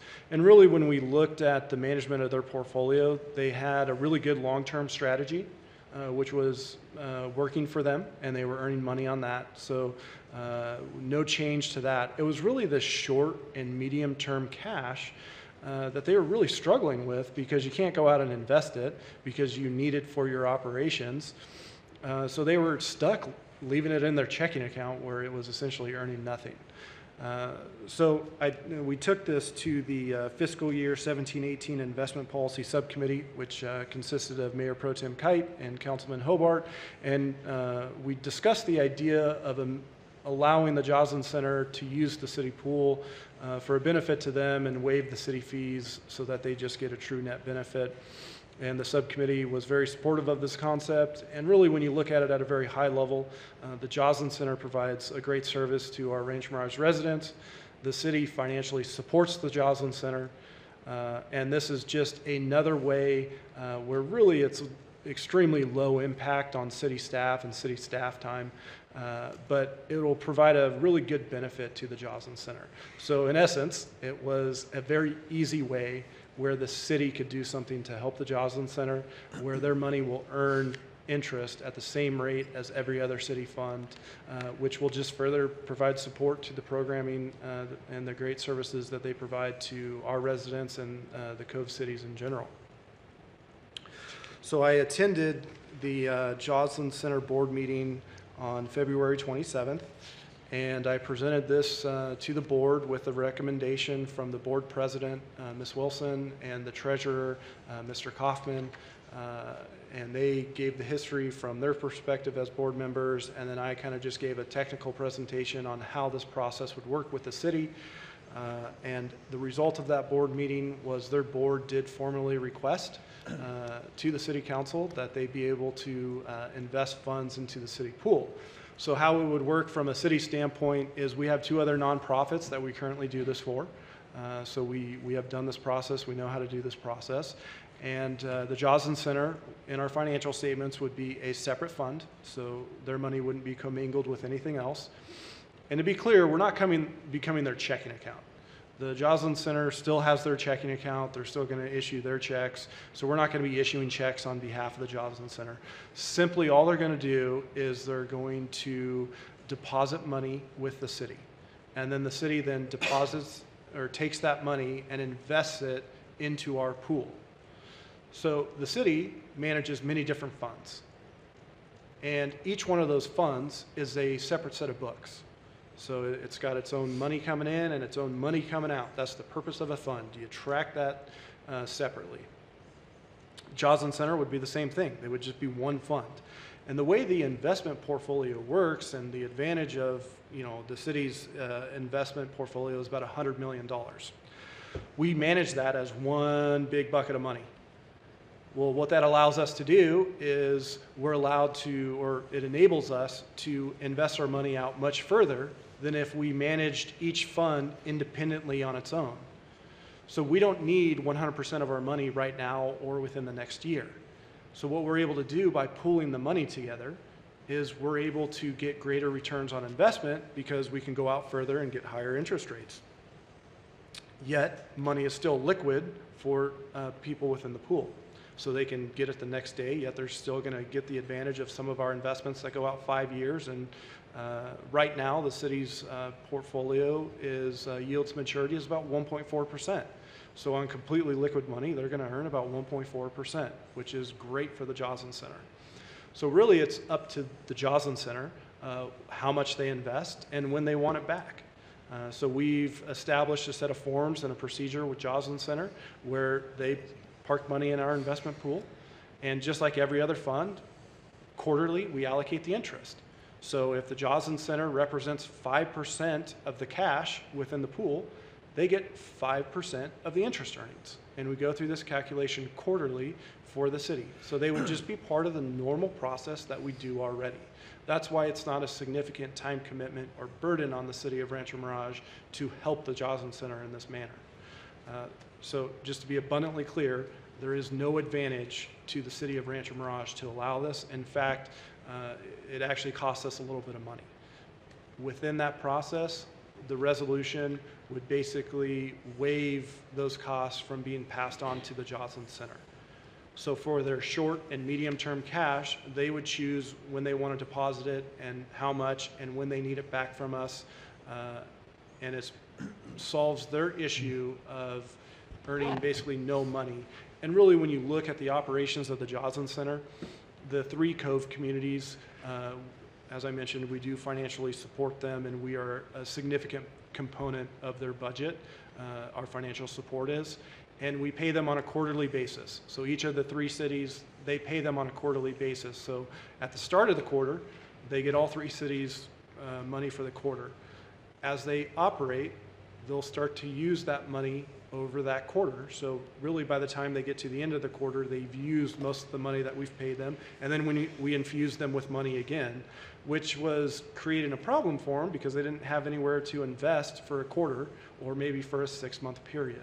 Well, now what they can do is they can manage their liquidity, and the money that they park in our pool will begin to earn interest, and maybe they pull it out on a weekly basis or a bi-weekly basis or a monthly basis for the next month's operation. But during that month, that money started to earn interest, which supports their operations. So at the end of the day, from a staff perspective of impacts, it is very low. And it just gets incorporated into a process that we do now normally. And as I mentioned, we do also do these services for 2 other nonprofits, and we financially support them. And so helping them get a greater return on their investment only provides more support to the activities that they provide there. I would be happy to answer any questions. Well, here's another example of the city of Rancho Mirage stepping up to help. And thank you, Isaiah, for doing that and taking that on. Council comments? All right, anybody? No. Iris? No. Okay, well then I'll call for a motion. Okay, I'll make the motion. You got it. I would move that the City Council adopt resolution number next in order, authorizing City Treasurer to invest Joslin Center funds into city's investment pool, direct staff to prepare an agreement with Joslin Center detailing the particulars of such investment, and authorize the city manager to approve and execute the agreement subject to approval of the city attorney. I'll second that. Very good. I need to open it. Anybody in the audience wish to comment before we vote? All right, seeing none, please vote.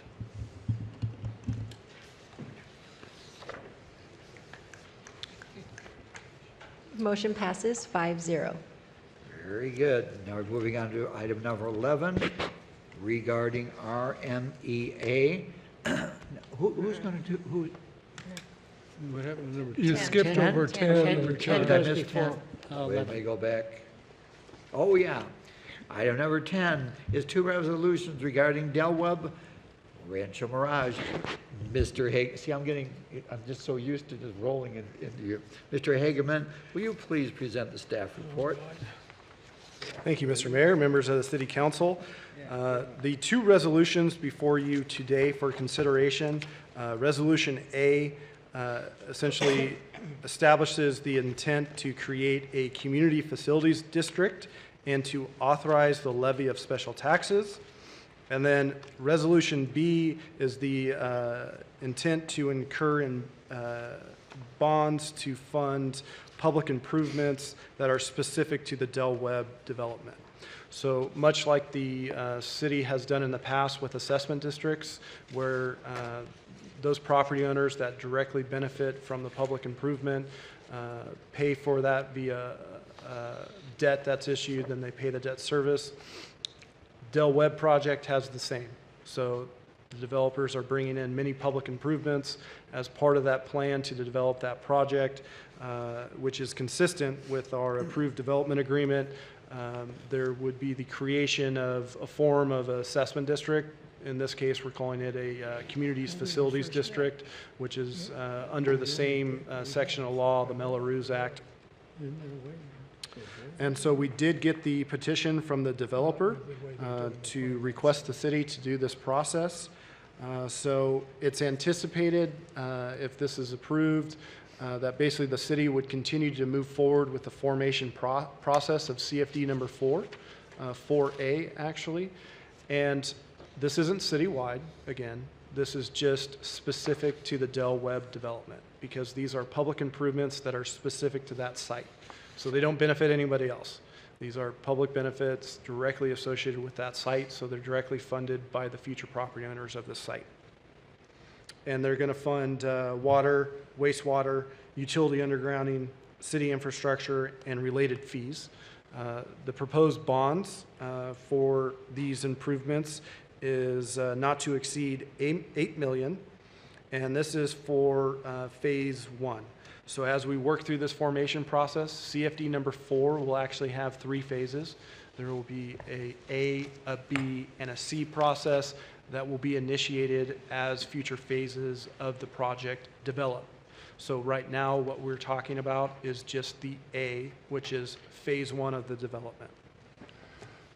I say this will be debt of the city, is that correct?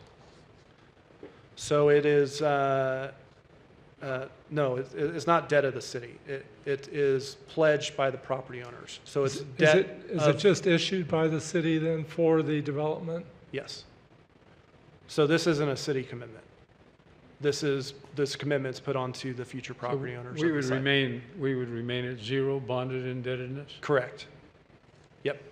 And that's an important distinction. So we do have other assessment districts in the city, and essentially it's tax-exempt financing associated with this project, which keeps the cost lower for the people buying those homes. So it's anticipated that after everything's said and done, the total tax burden, so that includes the current taxes, property taxes, any special assessments on the property tax bill, plus this future assessment is expected to be about 1.7% of assessed value, so well within the normal range. This is by no means high when you look at these type of financing structures compared to total property tax assessments. And really what they're estimating this assessment to be specific to the Pulte project or the Del Webb project is this assessment's going to range between $800 to $1,300 per year, and that's going to be dependent on the size of the home. Property owners are notified about the existence of this, and they're notified to the maximum. So that $1,300 amount, it can never exceed that. And property owners are notified of it before they purchase their home. And they also have the ability to pay off their portion of the complete assessment if they would like to. The actions today are really just a step 1. Step 2 is proposed to take place on April 19th, so our April 19th council meeting, and that would be a public hearing and again, the official okay. So these actions today are we've received the petition. So in accordance with the process that we have to follow, we adopt these two resolutions, which in essence say, hey, we're going to do this. And then we notice a public hearing, which will be on April 19th. And so this will come back to the council again. And again, it's not expected that the debt will be issued until the spring of 2019. So all these actions lead up to the ability to finance the public improvements for the project. So the debt issuance that is not city debt would not occur until spring of 2019. And when we go through that process, we have a bond team. So the city's bond team is reviewing all these legal documents, all these resolutions, this process. And just like with the RDA successor agency, we would bring bond documents and things like that back to the council. You'll see all those actions at a later date as well. But this is the starting point for creating CFD number 4.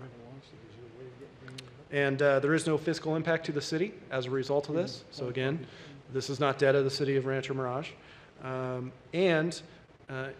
Facilitating this process, the developer put a deposit on with the city, and our costs incurred to facilitate this process are being recouped via the deposit. So there is truly no cost to the city as a result of this action. And again, this was all spelled out in the development agreement that was approved by the city council as well. So this is the city's satisfying its commitments under the development agreement. So with that, this is step 1. Step 2 would be April 19th, and I would be happy to answer any questions. Any council comments? I say that, will these be 30-year maturities? Yes. They'll go along with the mortgage that's on the house, and they'll pay down the mortgage and pay down the bond at the same time? Yeah, it's not connected with the mortgage. So it's on your property tax roll. So if ownership changes, it's an assessment that stays with the property. So the new owner coming in, let's say somebody bought the home now, 15 years from now, they sell that home to another party. It's an assessment that runs on the property. So it's not connected to someone's actual mortgage. It's connected to the property tax process, which is the protection of the city in the process. So if an individual property owner actually, maybe let's just say they default on their home, we can actually, because of these assessments and there's debt service attached to them, the county will initiate a foreclosure process much faster because of this assessment. So if somebody doesn't pay, the foreclosure process is accelerated as opposed to the county's normal 4 or 5 year timeline, because they know that there's debt and they need to get the new owner on this property paying that assessment. Okay, any further council comments? Ted? Yeah, what happens, I think, is that when somebody buys a home in Del Webb now, when they're in escrow, they'll get a title policy or a prelim. And on that preliminary title policy, it'll show, this will show up as an obligation, so that when they buy the house, they'll know exactly how much of an obligation they have going forward. And so, and that's retired, as Isaiah said, retired over a 30-year period. Very good. Any further comments? Anybody in the public wish to speak on this item? All right, seeing none, I will call for a motion. All right, I'll make a motion. Thank you, Ted. A, resolution next in order, intention to establish a community facilities district and authorize the levy of special taxes. And B, resolution number next in order, incur bonded indebtedness to finance the acquisition and construction of certain public facilities in order to mitigate the impacts of development with the proposed City of Rancho Mirage Community Facilities District number 4A, Del Webb project, Is there a second? Second, please vote. Motion passes 5-0. Very good, thank you. Now we will move to number 11, and again, Mr. Hagerman. Thank you, Mr. Mayor, members of the City Council. So the recommendation on this item is to authorize the city manager to place all 164 city municipal Southern California Edison accounts, which are for streets, street lights, traffic controllers, city facilities, into the Rancho Mirage Energy Authority's 100% renewable plan. So as we all just heard, there is an option to go 100% renewable for your account. And so the recommendation here is for the council to authorize all 164 of the city's municipal accounts to go into this plan. When you look back at the city's history, the city has always been a leader on environmental issues. This move is consistent with that leadership. And I think really as we develop RMEA, one of the components that we were obviously all excited about was the ability for individual customers to opt up if they want to. So hopefully the city's first step and participation in this could also encourage other people to participate in this. So it's right for all the reasons for environmental reasons, and also leadership of the city on taking a stand on that front. And when you combine that with the very low fiscal impact of making this choice, which is going to be less than $10,000 per year to make this move, it is what led us to the recommendation today. I would be happy to answer any questions. Thank you. Any council comments? Yeah, Isaiah, would you explain what RME is exactly and how it functions? Start from the beginning, too. Let's bring up that part. No. Never mind. I think I have a recall. Thank you, though. Public. Okay, anybody in the audience wish to speak? I see none. Then I will call for a motion. Mr. Mayor, I'd like to move that the City Council authorize the city manager to place all 164 city municipal Southern California Edison accounts for streetlights, traffic controller, and city facilities on the Rancho Mirage Energy Authority, RMEA 100% renewable plan. That was a rough one, wasn't it, Richard? Very good. Please vote. Confuse those RMEAs. Councilmember Weil, please. You're with it, Terry. There you go. Motion passes 5-0. Very good. Now, we will now recess into closed session. Mr. Quintanilla, will you please introduce the closed session items? The City Council at this point is going to recess into closed session pursuant to Government Code Section 54956.9 to discuss 3 potential litigation items and the pending case known as Veronica Juarez versus City of Rancho Mirage. Thank you, everybody. Thank you for everybody that was here. Everybody out there, happy St. Patrick's Day. Thank you. We're into closed session.